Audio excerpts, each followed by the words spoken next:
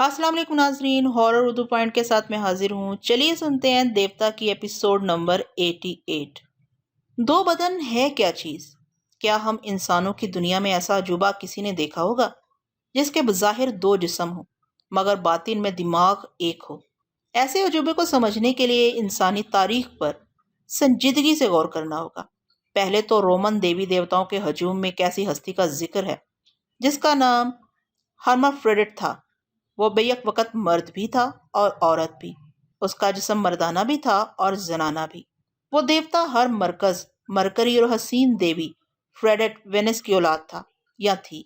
जब अजूबे का जिक्र हुआ और एक बदन के साथ चार हाथों की बात आए तो हिंदू धर्म की काली माई की तस्वीर सब ही ने देखी होगी, जिसके चार हाथ होते हैं।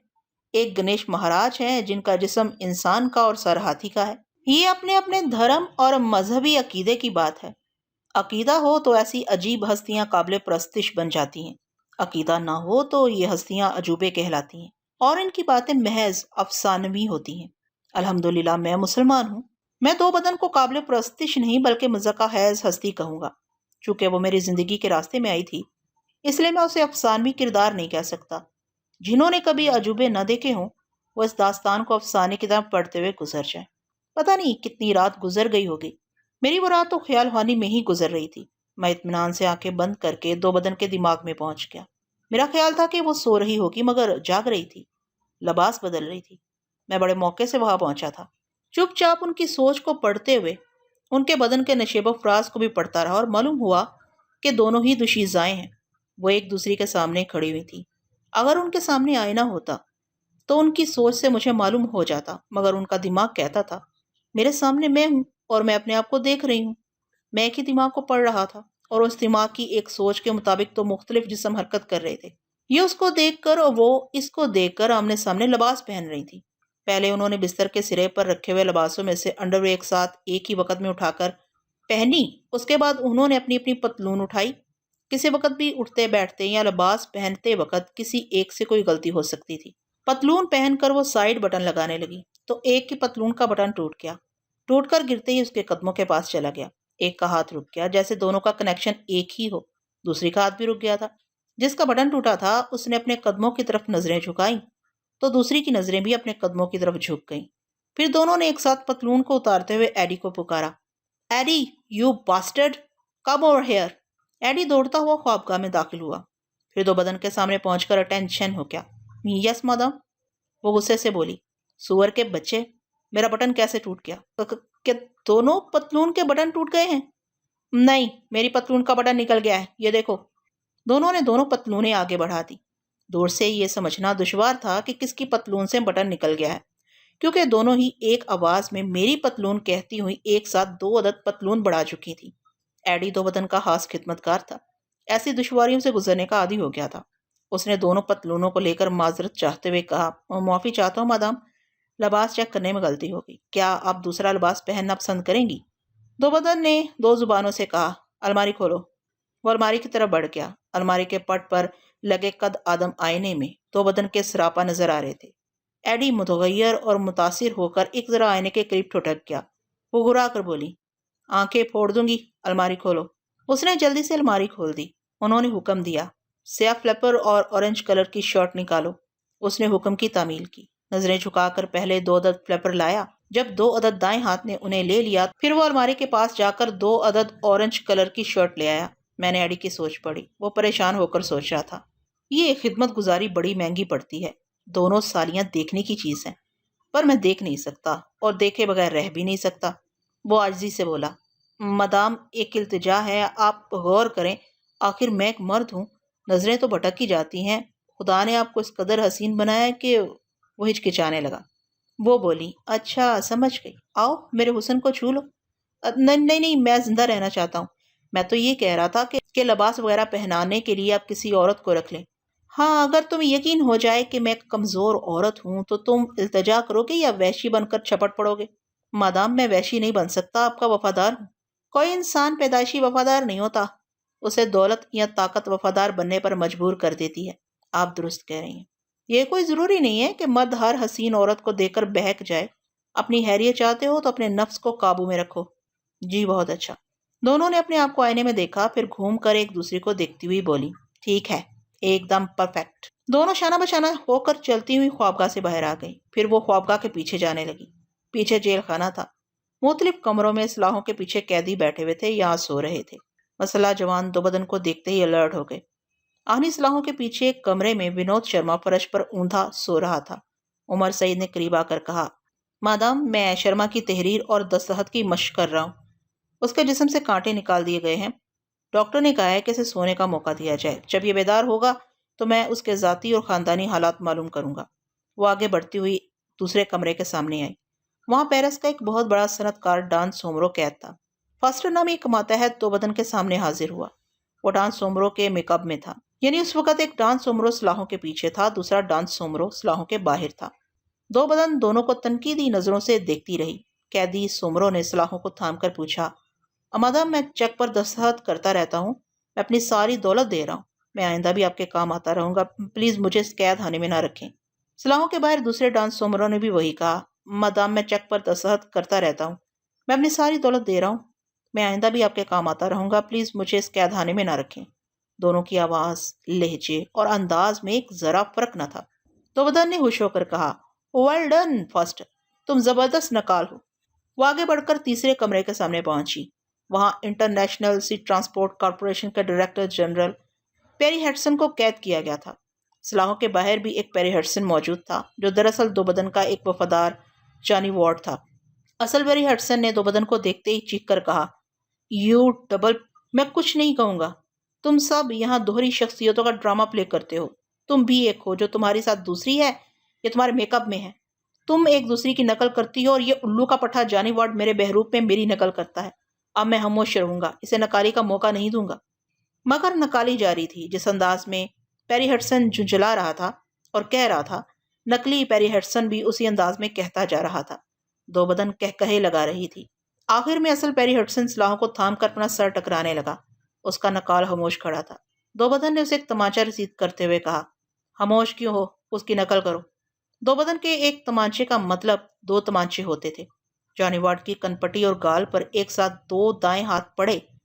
میں نے جانی وارڈ کی کھوپڑی میں پہنچ کر دیکھا، اس کا سر چکرا رہا تھا اور بایاں جبڑا بری طرح دکھ رہا تھا۔ کسی عورت کا ہاتھ ایسا فولادی نہیں ہو سکتا کہ ایک ہی ہاتھ میں سارے وجود کو پھوڑا بنا کر رکھتے۔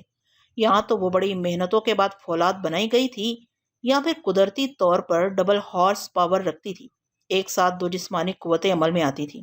جانی وارڈ دونوں ہاتھوں سے اپنے سر کو تھام کر جیل خانے کی دیوار سے ٹیک لگا کر بولا، مادام، میں نے پیری ہیڈسن کی اس لیے نقل نہیں کی کہ سلاخوں سے سر ٹکرا کر زخمی ہو جاؤں گا تو اس کا رول ادا کرنے نہیں جا سکوں گا۔ وہ گھرا کر بولی، جا سکو گے، اگر تم زخمی حالت میں اس جنگل کے باہر پیپانگ کے ہوائی اڈے پہنچو گے تو قانون کے محافظوں کو یقین آ جائے گا کہ طیارہ اغوا کرنے والوں نے واقعی پیری ہیڈسن پر ظلم کیا ہے۔ کیا تم بھول گئے میں مکمل نکالی چاہتی ہوں؟ اصل پیری ہیڈسن نے کہا لگا کر کہا، ہاں، پھر تو میں اور زیادہ سر ٹکراؤں گا۔ سالے نکال، تمہیں بھی میرے ساتھ سر ٹکراتے ٹکراتے مر جانا پڑے گا۔ یہ کہتے ہی وہ سلاخوں سے سر ٹکرانے لگا۔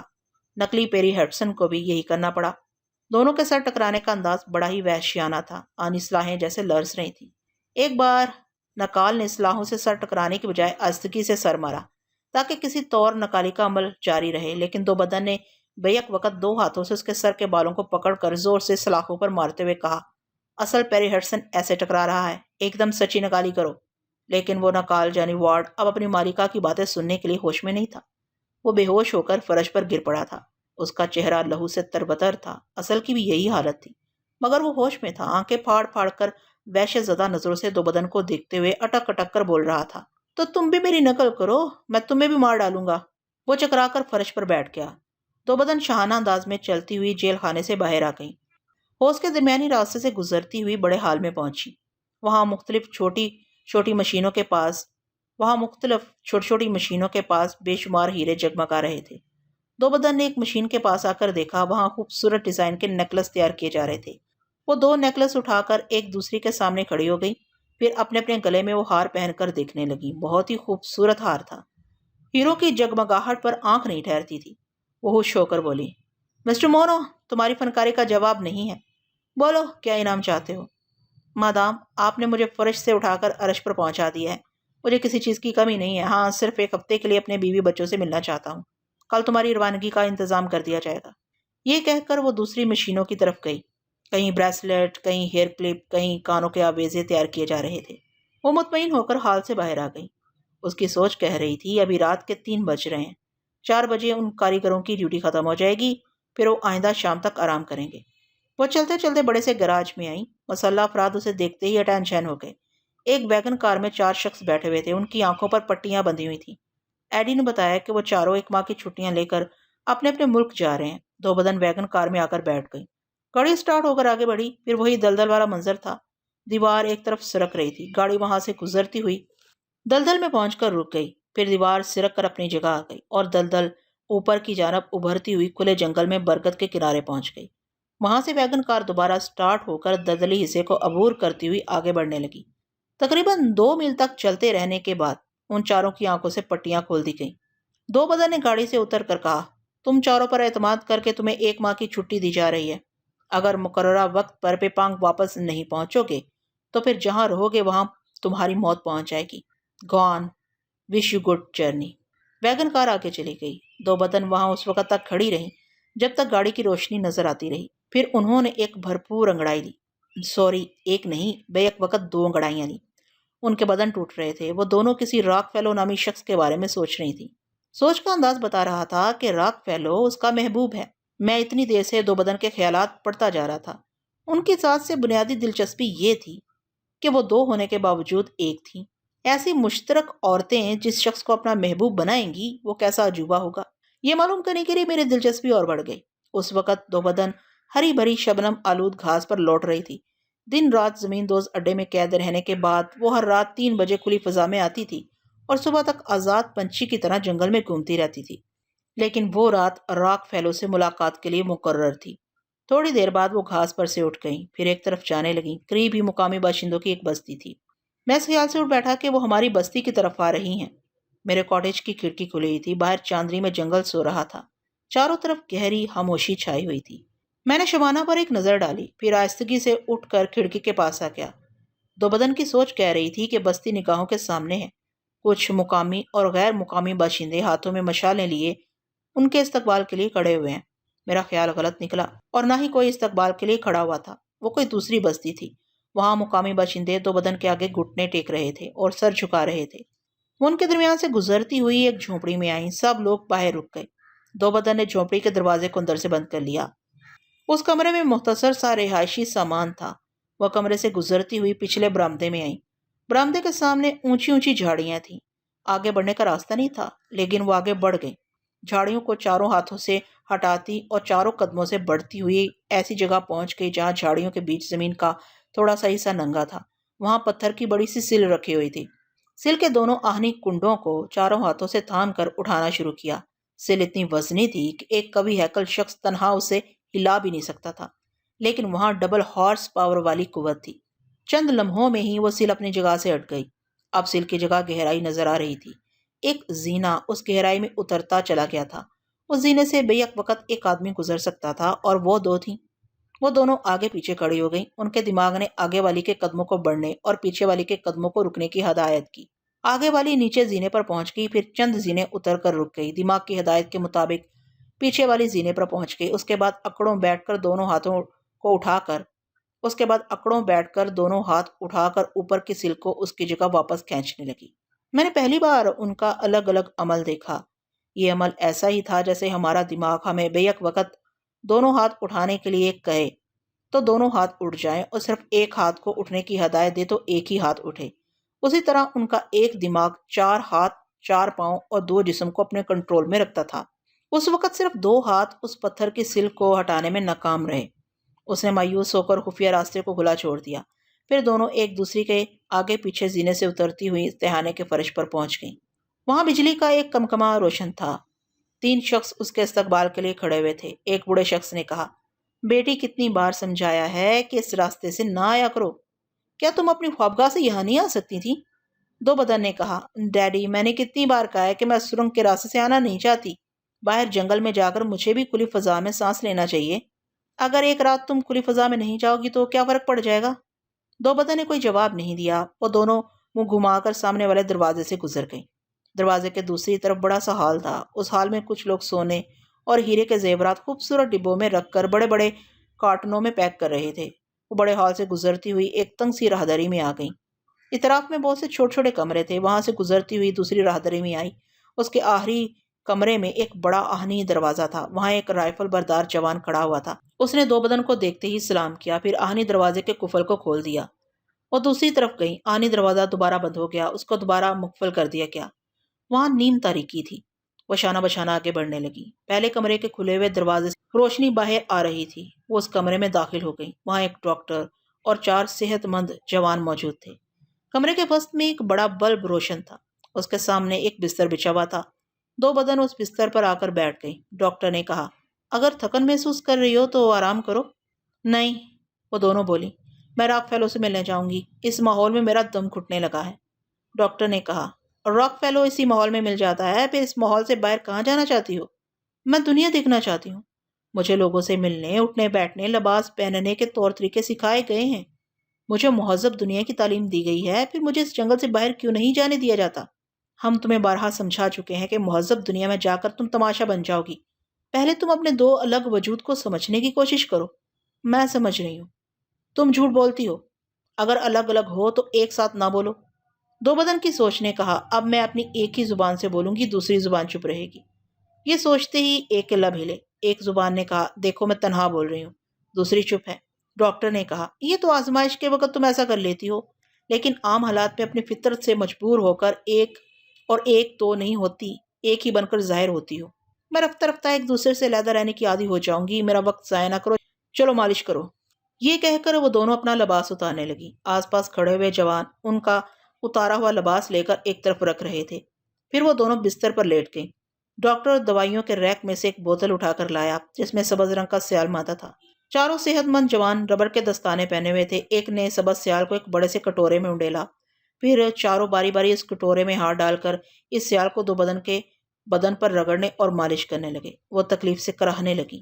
مالش کرنے والے تگڑے ہاتھ انہیں تکلیف نہیں پہنچا رہے تھے۔ دو بدن کے احساسات سے پتہ چل رہا تھا کہ مالش کی دوا میں عجیب سی سوزش ہے۔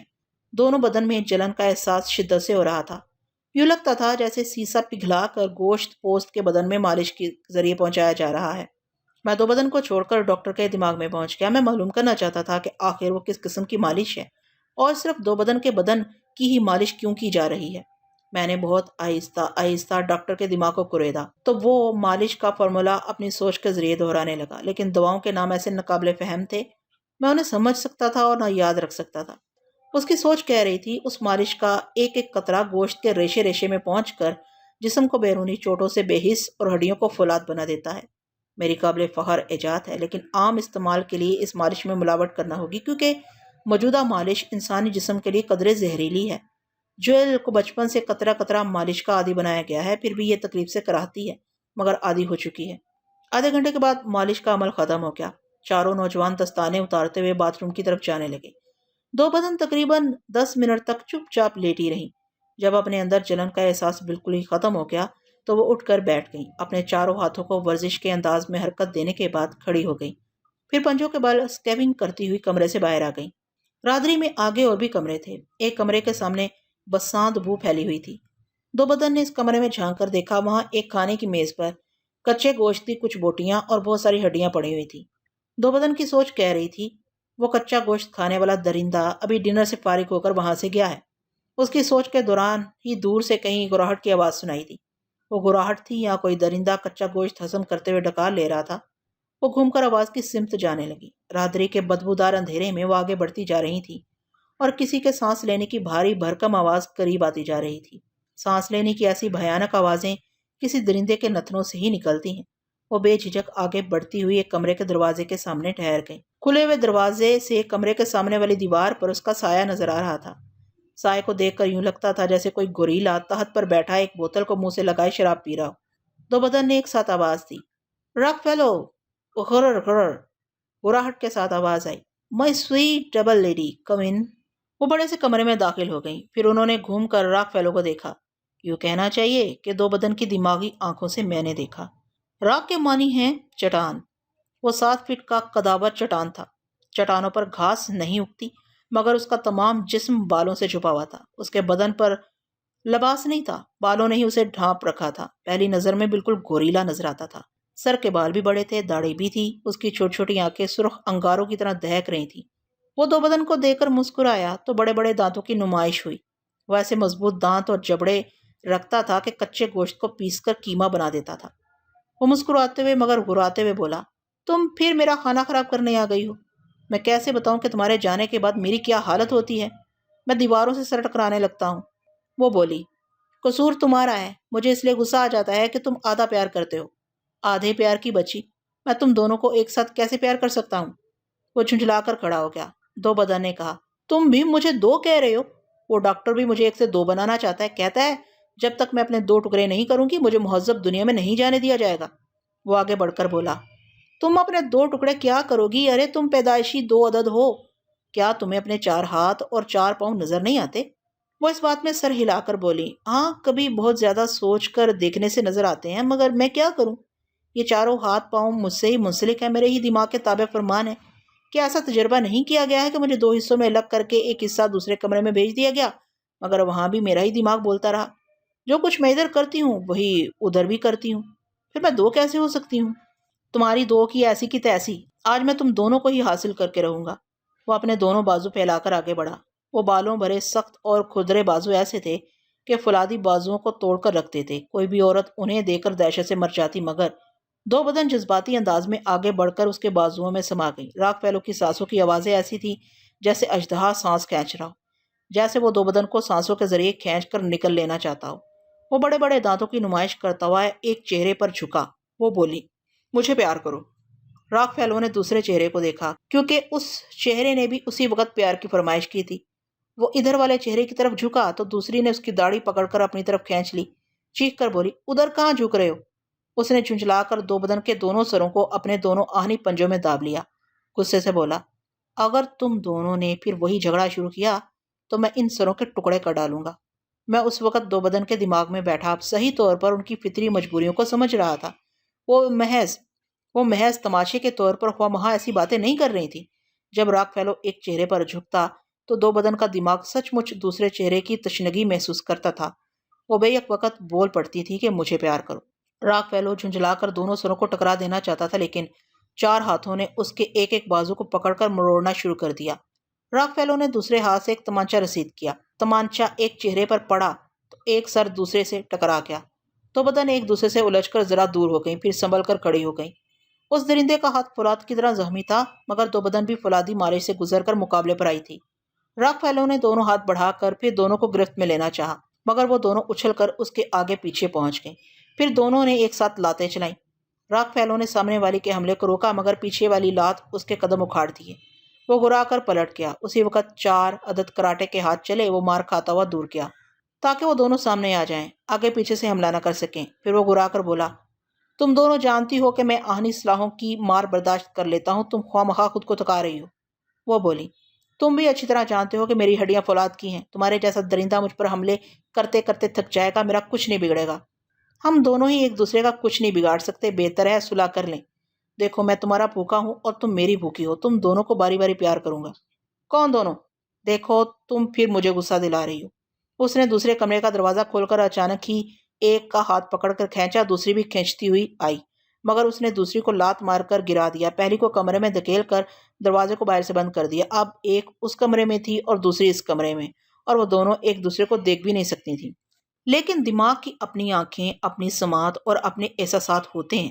دو بدن کے دماغ کی ٹیلیپیتھی اس کے اپنے ایک بدن سے دوسرے بدن تک پہنچتی تھی۔ اس کا دماغ کہہ رہا تھا، میں آدھی ادھر اور آدھی ادھر ہو گئی، اب ادھر والی کچھ نہیں بولے گی، کوئی حرکت نہیں کرے گی، آدھی مردہ رہے گی۔ راک فیلو نے قریب آ کر اسے اپنی آغوش میں کھینچا تو وہ ڈھیلی پڑ گئی۔ اس نے بازو میں اسے اٹھا کر لکڑی کے تخت پر لٹا دیا، پھر کہا، میں جانتا ہوں تم ان حالات میں مردہ بن جاتی ہو، لیکن میں تمہیں نہیں چھوڑوں گا، خبردار دور رہو۔ ڈاکٹر کی آواز سنائی دی۔ راک فیلو نے گھوم کر دیکھا، ڈاکٹر کے ساتھ 4 نوجوان ریوالور لیے کھڑے تھے۔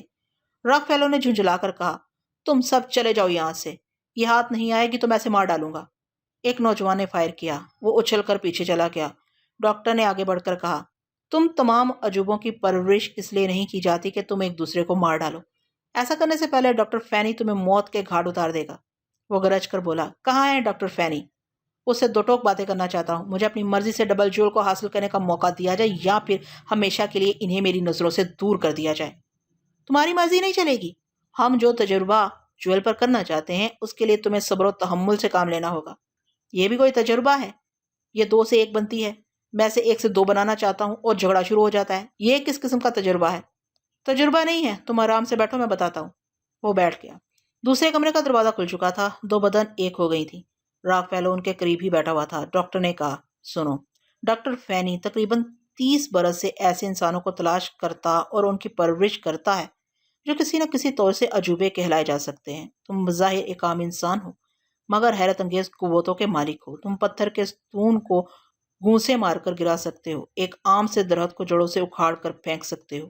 عجیب بات یہ ہے کہ کچا گوشت کھا کر اور شراب پی کر زندہ رہتے ہو. ڈاکٹر فینی نے تمہیں اپنے عجائب خانہ سے نکال کر یہاں اس لیے بھیجا ہے کہ تمہارے اور ڈبل جول کے اختلاط سے مزید عجوبے پیدا کیے جائیں. ہمارا خیال ہے کہ تمہاری اولاد تمہاری طرح حیرت انگیز قوتوں کی مالک ہوگی. اس تجربے کے سلسلے میں ہم یہ اہم مشاہدہ کرنا چاہتے ہیں کہ ڈبل جول بے یک وقت حاملہ ہوتی ہیں اور بے یک وقت بچے پیدا کرتی ہیں یا نہیں. جیسا کہ ان دونوں کا ہر کام ایک ساتھ ایک ہی وقت میں ہوتا ہے، اسی طرح ایک ہی وقت میں ان کی اولاد پیدا ہوگی تو وہ بھی اپنی ماؤں یعنی 2 بدن کی فطری اعداد کی حامل ہوں گی.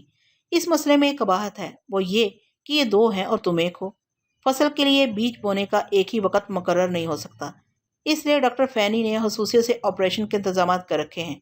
ڈبل جول کا طبی معائنہ ہوا کرے گا. جب بھی حمل کے آثار پائے جائیں گے آپریشن کے ذریعے مادہ تولد کی افزائش اور پیدائش کا ایک ہی وقت مقرر کر دیا جائے گا. 2 بدن اور راک فیلو ایک دوسرے کو جذباتی نظروں سے دیکھنے لگے. وہ اپنا جھگڑا بھول گئے تھے اور ان کے اندر فطری خواہشات مچل رہی تھی. ڈاکٹر نے کہا، پچھلے 1 ماہ میں تم دونوں کو 3 بار ملنے کے مواقع دیے گئے. بے شک تم آپس میں ایک دوسرے کی قربت چاہتے ہو، لیکن عین وقت پر ڈبل جویل اپنی ضد اور انانیت کا مظاہرہ کرتی ہیں کہ یہ صرف ایک ہیں مگر انہیں آدھا پیار کیا جا رہا ہے. ڈبل جویل ہی جھگڑا شروع کرتی ہے. ہم اس نتیجے پر پہنچے ہیں کہ یہ دونوں ذہنی اور روحانی طور پر ایک ہیں، ایک طرح سوچتی ہیں، ایک ساتھ سانس لیتی ہیں. ایک روٹی ملے تو آدھی آدھی بانٹ کر کھا لیتی ہیں، لیکن ایک مرد ملے تو اسے تقسیم نہیں کرتی. دونوں سے اپنی اپنی ذات سے وابستہ کرنا چاہتی ہیں. ازل سے عورت کی یہی فطرت ہے کہ وہ اپنا سب کچھ دے دیتی ہے مگر اپنا مرد اپنے سائے کو بھی نہیں دینا چاہتی. دراصل یہ حسد، رقابت اور صوتیہ جلاپے والی باتیں ہیں جنہیں ڈبل جویل کا ذہن سمجھنے سے قاصر ہے. میں نے تم دونوں کے متعلق تفصیلی رپورٹ تیار کی ہے اور اسے ڈاکٹر فینی کے پاس بھیج رہا ہوں. وہاں سے احکامات آنے تک میرا فیصلہ یہ ہے کہ اب تم دونوں بلکہ تینوں کو ملنے کا موقع نہیں دیا جائے گا. مادام ڈبل جویل، میں آپ سے درخواست کرتا ہوں کہ آپ یہاں سے چلی جائیں. 2 بدن اٹھ کر کھڑی ہو گئیں، پھر کہنے لگی، تم سب ڈاکٹر راک فیلو جیسے درندے کو میرے سامنے لا کر تجربات کرتے رہو مگر مجھے ایک چاہنے والے کی ضرورت ہے. میں یہ خالی خالی ویران سی زندگی بسر نہیں کر سکتی. میں شہر جاؤں گی، میرا دل جسے پسند کرے گا میں اسی کے بچوں کی ماں بنوں گی. اپنی رپورٹ میں یہ باتیں ضرور لکھ دینا. یہ کہہ کر وہ اس کمرے سے باہر آ گئی. دور راہدری کا آہنی دروازہ اس کے لیے کھول دیا گیا. ایک نہیں، ڈبل جوانی کے تقاضوں اور دوسرے جذبوں کی تشنگی کے باعث وہ بے حد غصے میں تھی. باغیانہ انداز میں وہاں سے فرار ہونے کے متعلق سوچ رہی تھی. اس بار انہوں نے واپس جانے کے لیے اس بستی کا راستہ اختیار نہیں کیا جہاں سے وہ آئی تھیں. راستہ بدل کر ایک سرنگ کے دھانے پر پہنچ گئیں. وہاں دیوار سے ایک مشال لگی تھی. ان کے دماغ نے ہدایت دی کہ صرف ایک ہاتھ مشال کو تھامے گا. وہ ایک ہاتھ سے مشال اٹھا کر سرنگ میں داخل ہو گئی. میں نے اس کی سوچ میں سوال کیا، کیا ڈاکٹر درست کہہ رہا تھا کہ میں اپنی سو کا ناپ ہوں؟ میں اپنے دوسرے بدن سے رقیبوں کی طرح جلتی ہوں. اس کی سوچ نے کہا، ڈاکٹر بکواس کرتا ہے. دوسرا بدن بھی میرا ہے، نہ میں اسے الگ سمجھتی ہوں نہ ہی اس سے جلتی ہوں. پتہ نہیں قدرت نے مجھے کیا بنا کر چھوڑ دیا ہے. بھوک پیاس کے وقت دونوں بدن میں ایک ساتھ خوراک پہنچتی ہے. میں پانی بھی ایک ساتھ پیتی ہوں، کپڑے بھی ایک ساتھ پہنتی ہوں اور پیار بھی ایک ہی ساتھ چاہتی ہوں. ایک ساتھ پیار نہ ملے تو یوں لگتا ہے جیسے کوئی آدھا لقمہ چھین رہا ہو. جس پیار سے تشنگی نہ مٹے میں اسے قبول نہیں کر سکتی. وہ سوچ رہی تھی، میں سن رہا تھا. میری سمجھ میں یہی بات آئی کہ جس طرح وہ ایک ساتھ ایک وقت میں اپنے پیٹ کی بھوک مٹاتی تھی، اسی طرح ایک ساتھ ایک ہی وقت میں خواہشات کے پیار بھرے عمل سے گزرنا چاہتی تھی، اور یہ تقریباً ناممکن تھا. وہ 20 منٹ کے بعد سرنگ کے دوسرے سرے پر پہنچ گئیں. آہنی دروازے پر دستک دینے کے بعد وہ کھل گیا. دروازے کے دوسری طرف جیل خانہ تھا. وہاں ڈان سومرو، پیری ہٹسن اور ونود شرما اپنے اپنے کمروں میں سو رہے تھے. 2 بدن وہاں سے گزرتی ہوئی اپنی خوابگاہ میں آ گئی. دروازے کو اندر سے بند کر دیا. اب وہ سونے کا ارادہ کر رہی تھی. میں تھوڑی دیر بعد اس کے دماغ سے نکل آیا. جنگل اب جاگ رہا تھا. کاٹیج کی کھڑکی کے باہر صبح ہو رہی تھی. میرے بستر پر شبانہ گہری نیند سو رہی تھی۔ میں اب تک جاگ رہا تھا۔ ساری رات خیال خوانی میں گزر گئی تھی۔ اس کے باوجود میں ابھی سو نہیں سکتا تھا۔ مجھے سونیا اور رومانہ کی فکر تھی۔ آپ دوست کے پہنچتے ہی وہاں ہنگامہ شروع ہونے والا تھا۔ میں نے ان کی خیریت معلوم کی۔ وہ دونوں اپنے اپنے کیبن میں سو رہی تھیں۔ عاظم بھی سو رہا تھا، مگر آبدوز میں آنے والے انجانے دشمنوں کے متعلق ڈراؤنے خواب دیکھ رہا تھا۔ میں بحری جہاز سے بھی واپس آ گیا۔ اس جہاز میں سونیا اور رومانہ کے 4 دن گزر چکے تھے۔ میرا دل کہہ رہا تھا کہ اب کسی لمحے بھی آبدوز وہاں پہنچ سکتی ہے۔ میں سو نہیں سکتا تھا، اس لیے غسل کرنے کے لیے باتھ روم میں چلا گیا۔ نیند اور تھکن سے برا حال تھا۔ ٹھنڈے پانی سے غسل سے قدرے تازگی محسوس ہوئی۔ میں تولیہ لپیٹ کر باتھ روم سے باہر آ گیا۔ میرے کمرے کی کھڑکی بند ہو چکی تھی، حالانکہ میں اسے کھلا چھوڑ کر چلا گیا تھا۔ میں نے شبانہ کی جانب دیکھا۔ وہ نیند سے بھیگی ہوئی آنکھیں کھولے مسکرا رہی تھی۔ کہنے لگی، روشنی سے آنکھ کھل گئی، اس لیے میں نے کھڑکی بند کر دی۔ آپ دیکھو صبح کے وقت کمرے کی یہ نیم تاریکی کتنی پر اسرار اور رومان پرور لگ رہی ہے۔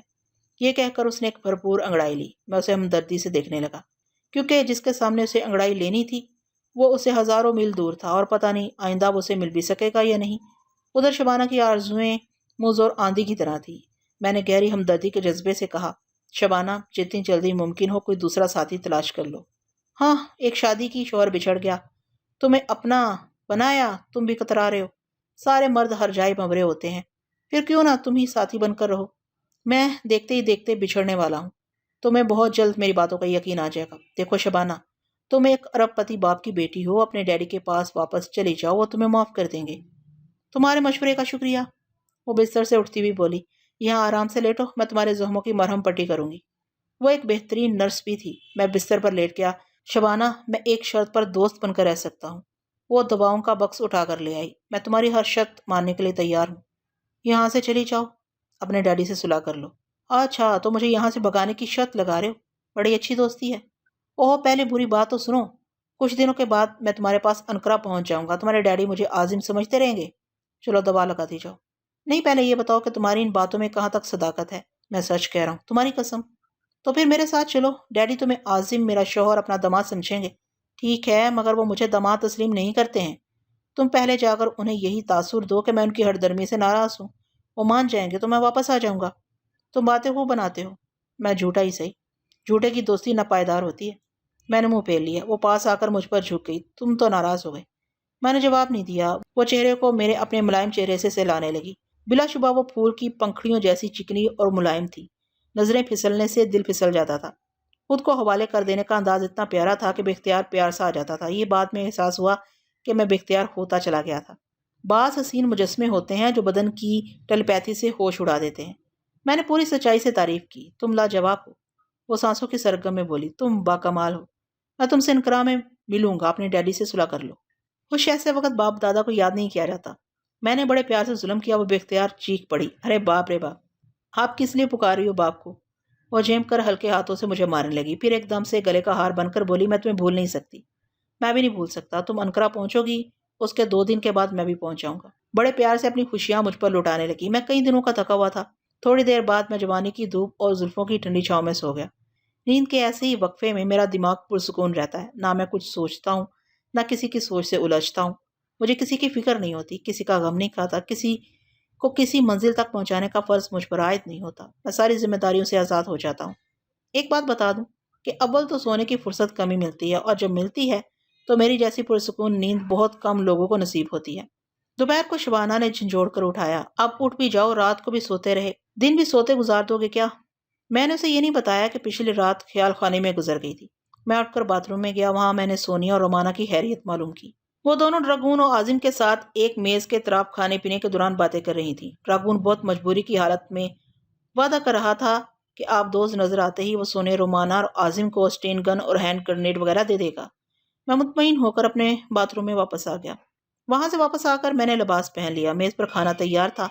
کھانے کے دوران شبانہ نے کہا، طیارے کے مسافر تم سے ملنے کے لیے بے چین ہیں۔ مانگلا اور سیتو نے انہیں بتایا ہے کہ تم کالا جادو جانتے ہو۔ تم نے جادو کے ذریعے دشمنوں کو ہلاک کیا ہے۔ کیا مصیبت ہے، ان لوگوں نے مجھے جادوگر بنا دیا ہے۔ کیا تم باہر گئی تھی؟ ہاں، یہاں کے مقامی باشندے میری بڑی عزت کر رہے ہیں۔ جانتے ہو کیوں؟ بولتی جاؤ، سن رہا ہوں۔ اس لیے کہ میں نے دیوتا کے ساتھ رات گزاری ہے۔ ہاں، تم نے مجھے بتایا نہیں کہ تم نے ایک حسین لڑکی کو قیدی بنا کر رکھا ہے؟ میں نے کہا، اس کا نام روزی ہے، اس کے ساتھ ایک ادھیڑ عمر کی عورت بھی ہے۔ پچھلی رات وہ مجھے زہریلا انجیکشن دینا چاہتی تھی اور روزی مجھے زہریلا دودھ پلانا چاہتی تھی۔ ہاں، سے تو کہہ رہا تھا کہ تم نے اپنے علم سے زہریلے دودھ اور انجیکشن کا پتہ لگایا تھا۔ سچ سچ بتاؤ، تم کیسا علم جانتے ہو؟ میں کوئی پراسرار علم نہیں جانتا، اسے میری ذہانت سمجھو۔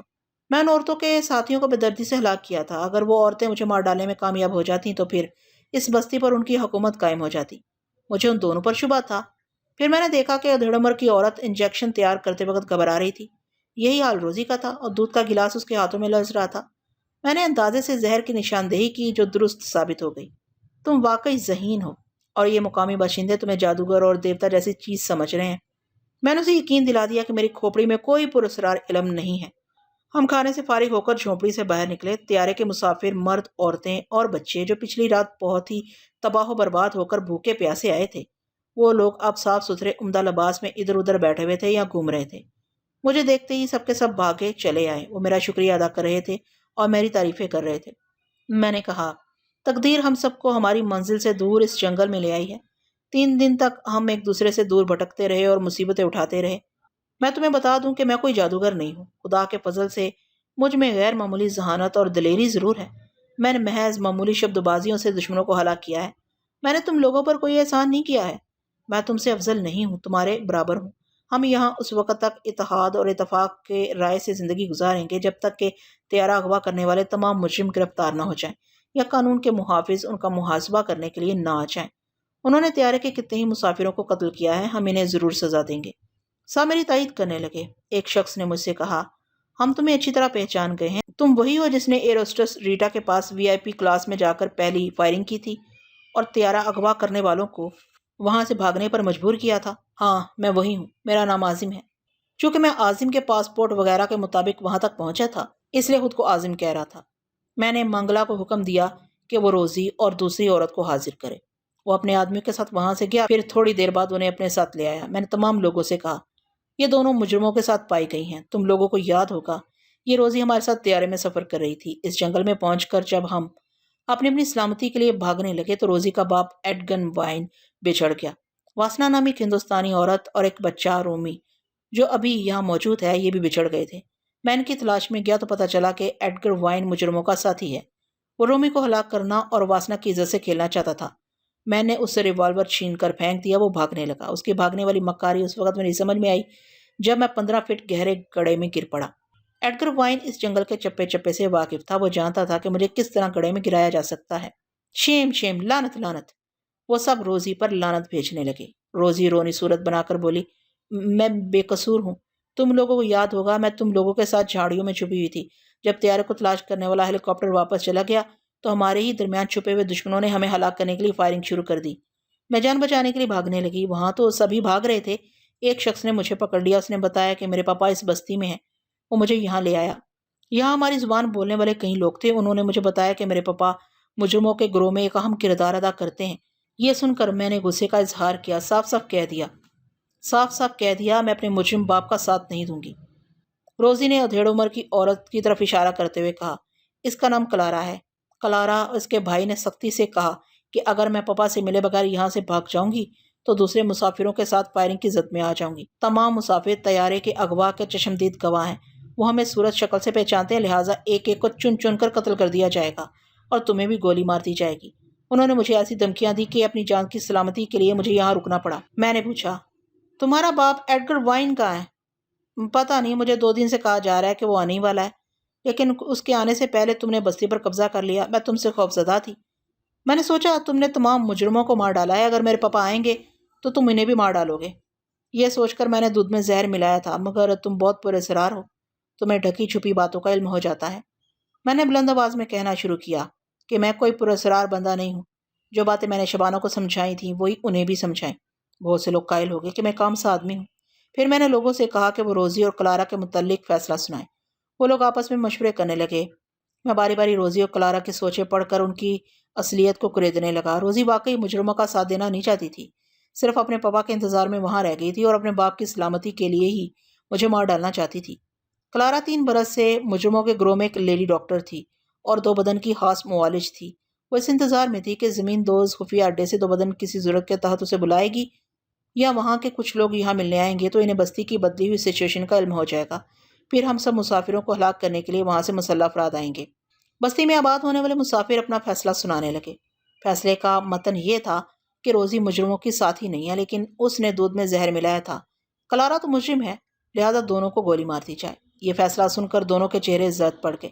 وہ موت کے خوف سے رونے لگی۔ میں نے تمام لوگوں کو مخاطب کیا، لیڈیز اینڈ جینٹلمین، آپ اس بات سے متفق ہیں کہ روزی مجرم نہیں ہے، البتہ میری دشمن ہے، وہ بھی اس لیے کہ کہیں میں اس کے باپ کو نہ مار ڈالوں۔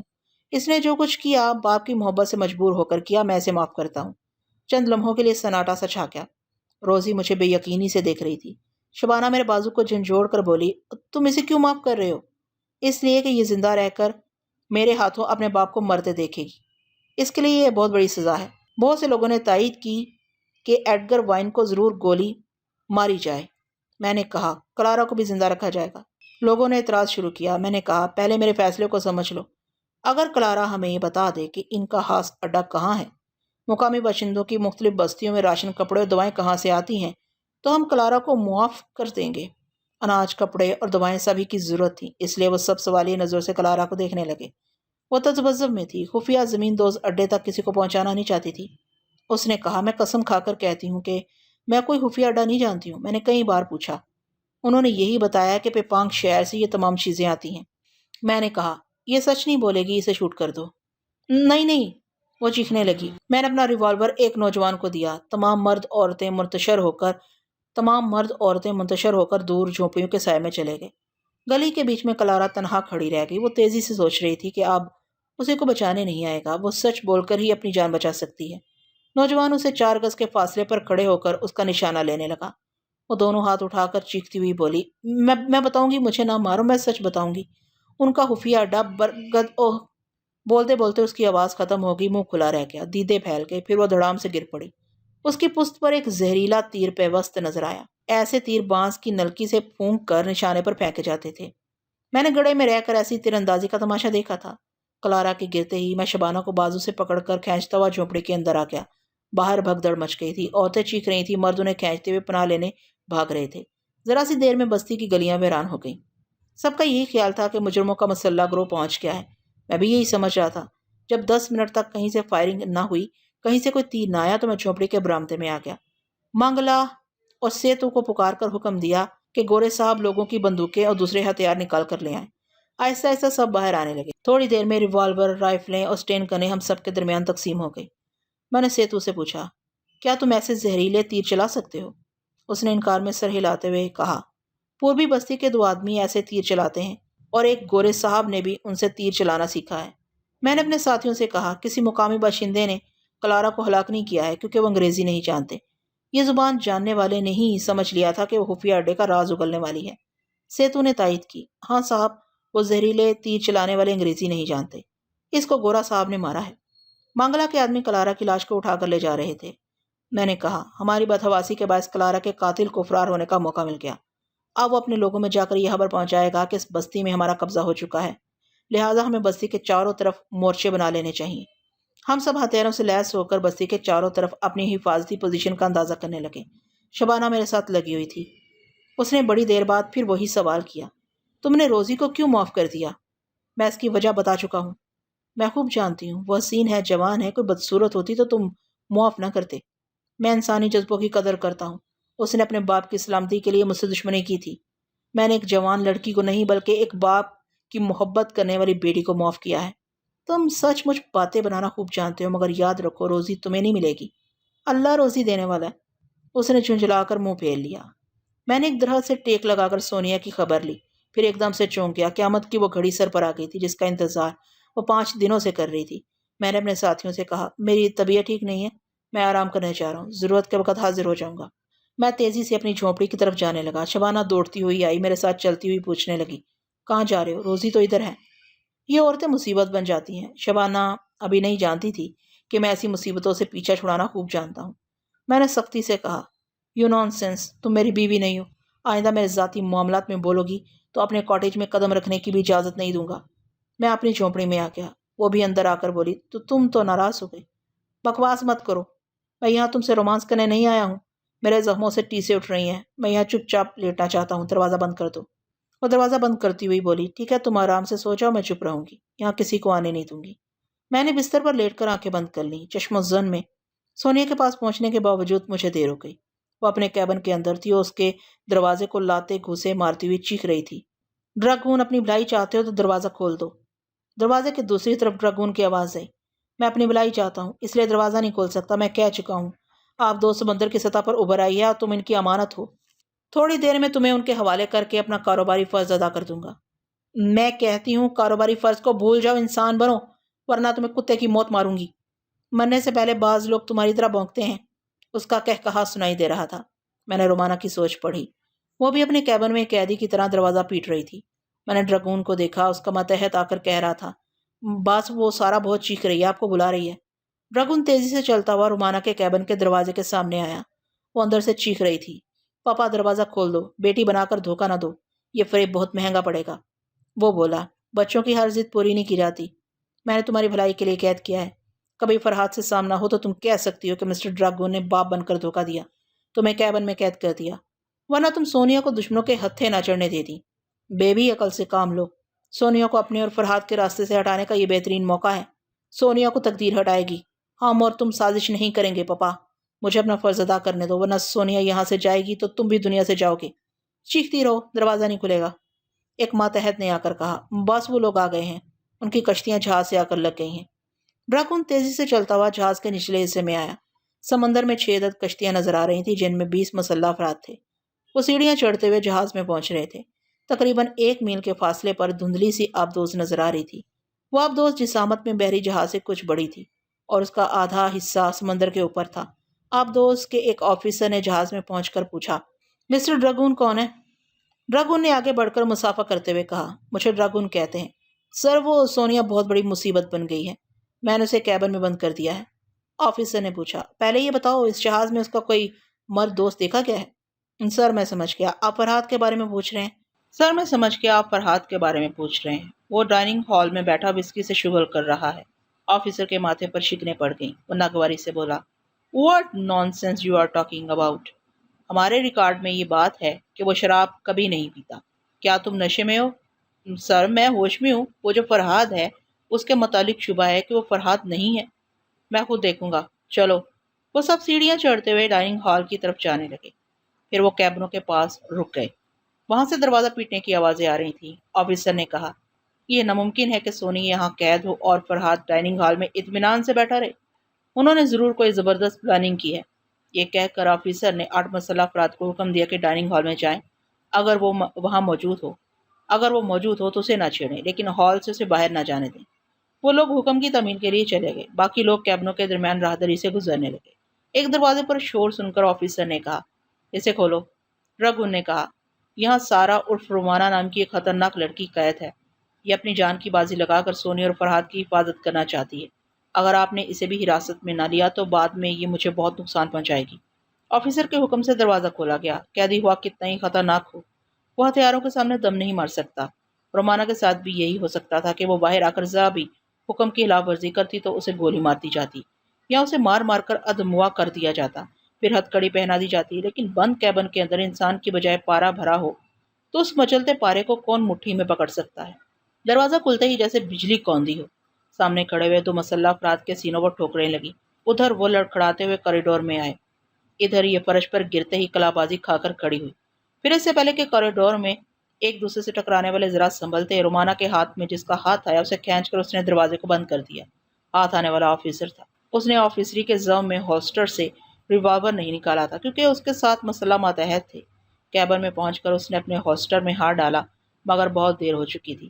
سمندر کی بیٹی سمندری لہروں کی طرح غضبناک ہو چکی تھی، تڑا تڑ حملے کرتی چلی گئی۔ آفیسر بوکھلا گیا۔ وہ صرف فرحاد اور سونیا کا ریکارڈ پڑھ کر آیا تھا۔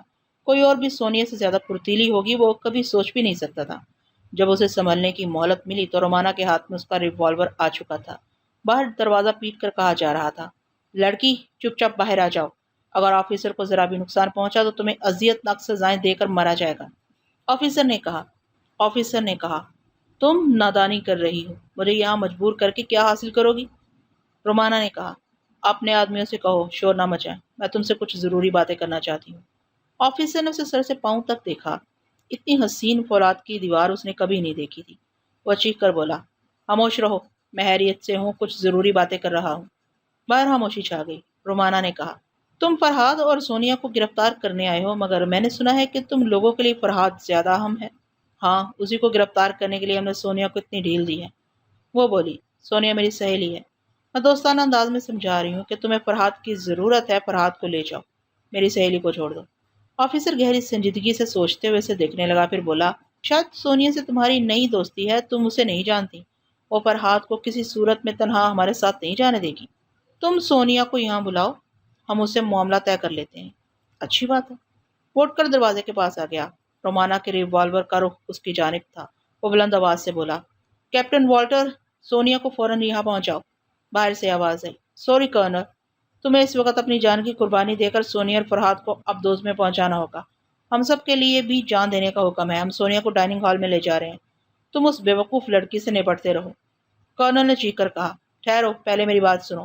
میں سہولت سے فرحاد کو ابدوز میں لے جانا چاہتا ہوں۔ لیکن باہر اب شاید کوئی سننے والا نہ تھا، وہ لوگ چلے گئے تھے۔ رومانا الجھن میں پڑ گئی۔ کرنل نے پرسکون انداز میں کہا، مجھے گولی مار دو، وہ دونوں اتنے اہم ہیں کہ ہم اپنی جانیں دے کر انہیں ابدوز میں پہنچائیں گے۔ وہ بولی، مجھے یقین نہیں آتا کہ وہ لوگ اتنی آسانی سے تمہیں چھوڑ کر چلے گئے ہیں۔ آگے بڑھ کر دروازہ کھولو۔ وہ آگے بڑھا۔ رومانا نے اس کی پشت سے ریوالور کی نال لگا دی۔ پھر دروازہ کھل گیا۔ باہر کوریڈور سنسان تھا۔ محتاط انداز میں کرنل کے پیچھے آئے۔ کوریڈور سے گزرنے کے بعد وہ کیبن کے ایک موڑ پر رک گئی۔ چلو آگے بڑھ کر دیکھو، کیبن کے ادھر تمہارے آدمی ہو سکتے ہیں۔ اس نے آگے بڑھ کر ادھر ادھر دیکھا، پھر انکار میں سر ہلایا۔ رومانا آگے بڑھ گئی۔ واقعی کوئی نہیں تھا۔ کرنل نے کہا، کیا بچوں کی سی حرکتیں کر رہی ہو؟ ہم ہاں ایک سہیلی کے لیے پوری ایک فوج کو اپنا دشمن بنا رہی ہو۔ میں نے رومانا کی سوچ میں کہا، اور واقعی یہ بچوں کی سی ضد ہے۔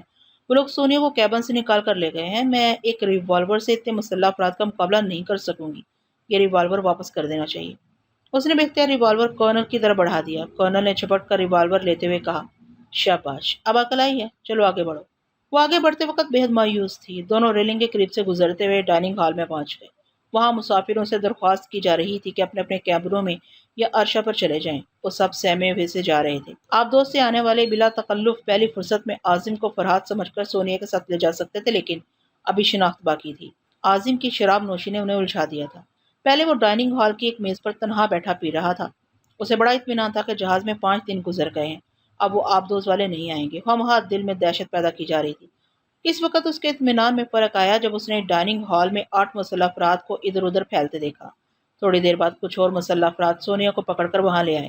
وہ ڈرگ ان کو کھا جانے والی نظروں سے دیکھ رہی تھی۔ پھر رومانا بھی کرنل کے ساتھ وہاں پہنچ گئی۔ عاظم کا نشہ حرن ہو گیا۔ وہ تھر تھر کانپتے ہوئے اپنی کرسی سے اٹھ کر کھڑا ہو گیا۔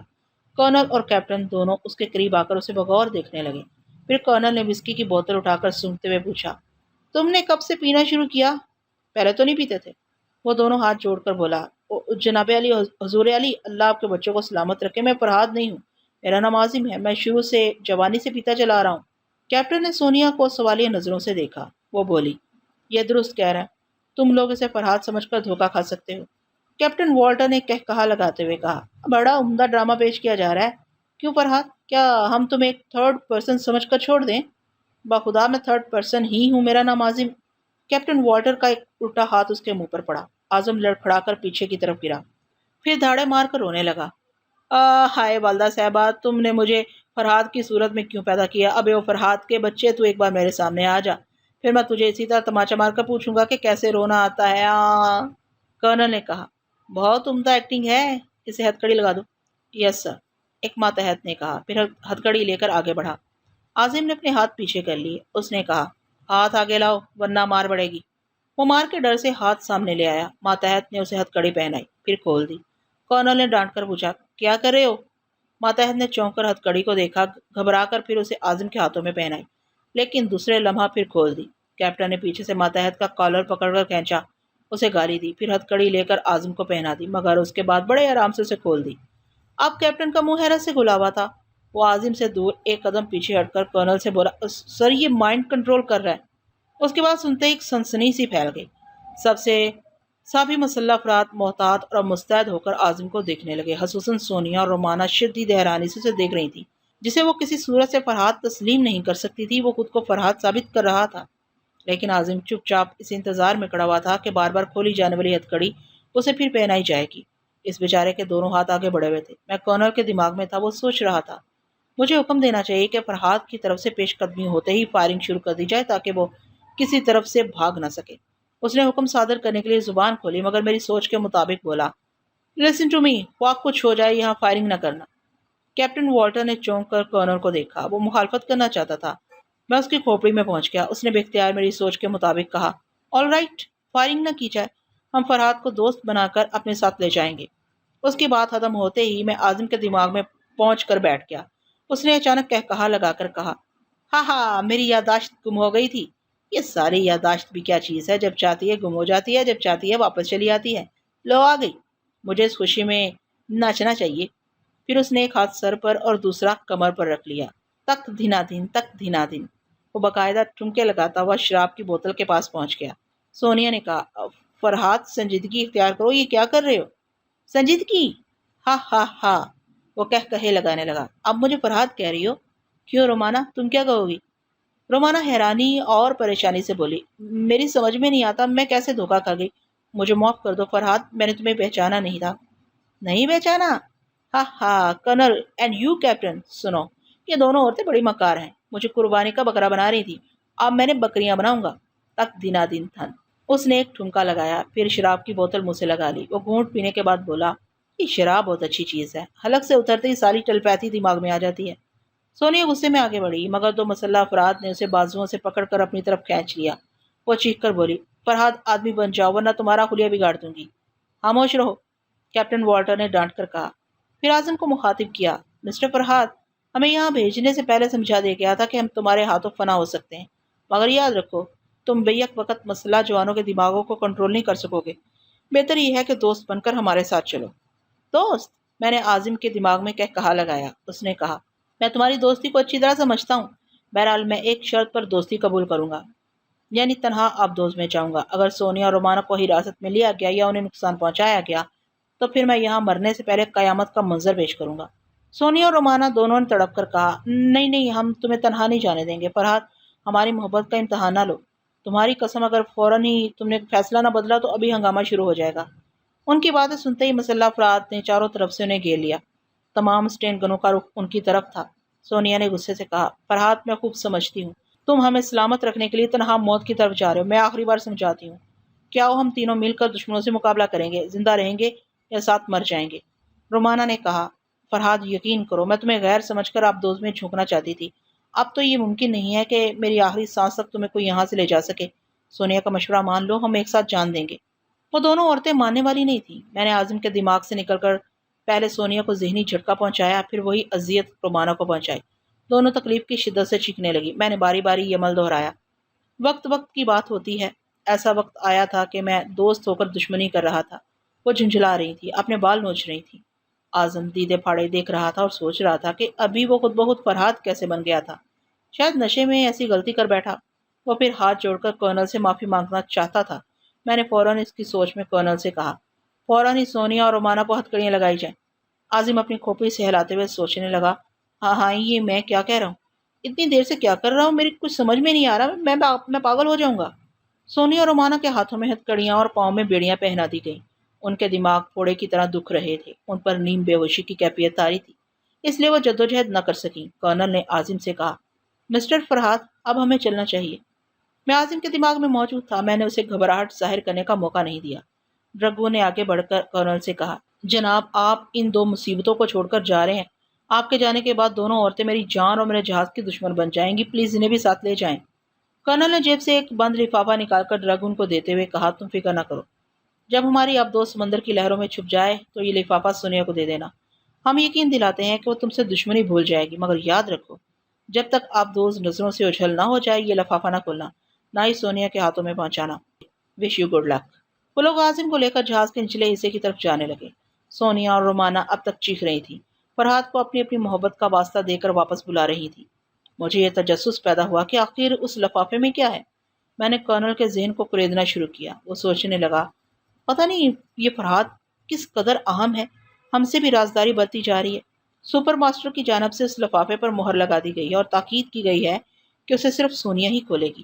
میں اس کی سوچ پڑھ کر مایوس ہو گیا۔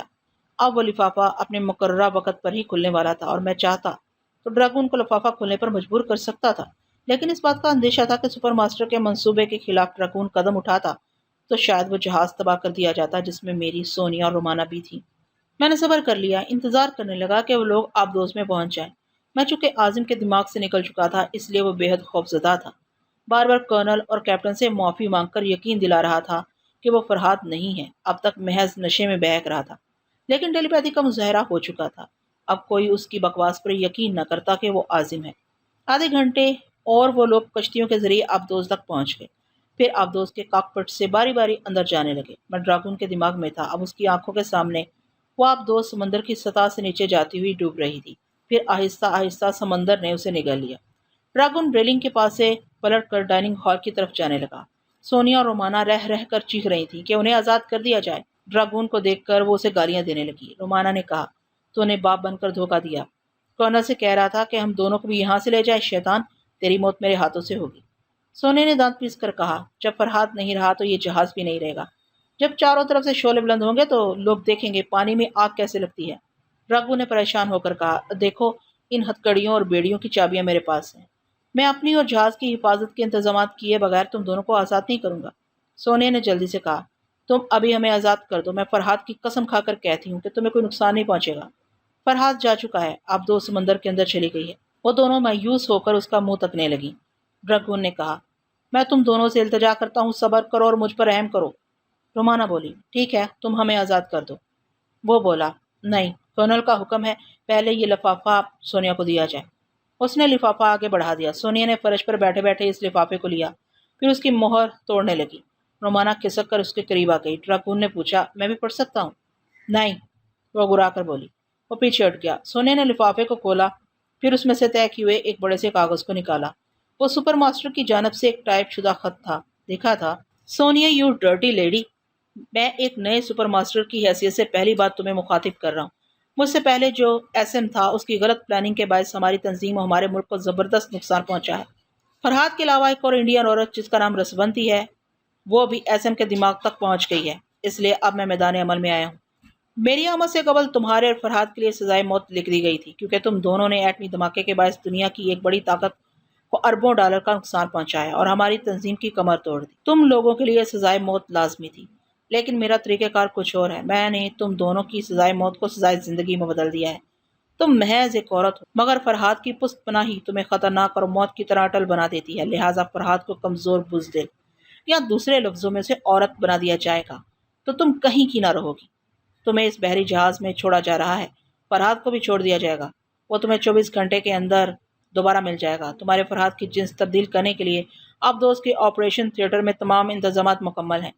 وہ فرحات جس سے دنیا کی باصلاحیت اور خطرناک ہستیاں اور تحریک کار تنظیمیں خوفزدہ رہتی تھی، اب اسے ایک عجوبے کی صورت میں دیکھیں گی۔ وہ تمہارے ساتھ دنیا کے جس حصے میں جائے گا، وہاں لوگ اسے بے ضرر، کمزور، بزدل اور زنہا فرحات کہیں گے۔ ہاں، انتظار کرو، یہ نئے سپر ماسٹر کا کارنامہ ہے۔ وہ دنیا والوں کے سامنے فرحات کو ہجڑا بنا کر پیش کر رہا ہے، فقط ایس ایم۔ کھلی ہوئی بد نصیبی کی طرح وہ خط کھلا ہوا تھا۔ سونیا اور رومانہ آنکھیں پھاڑے گمسم اس خط کی تحریر کو دیکھے جا رہی تھی۔ ظاہر ان پر سخت طاری ہو گیا تھا، لیکن ان کے دل و دماغ میں آندھیاں سی چل رہی تھیں۔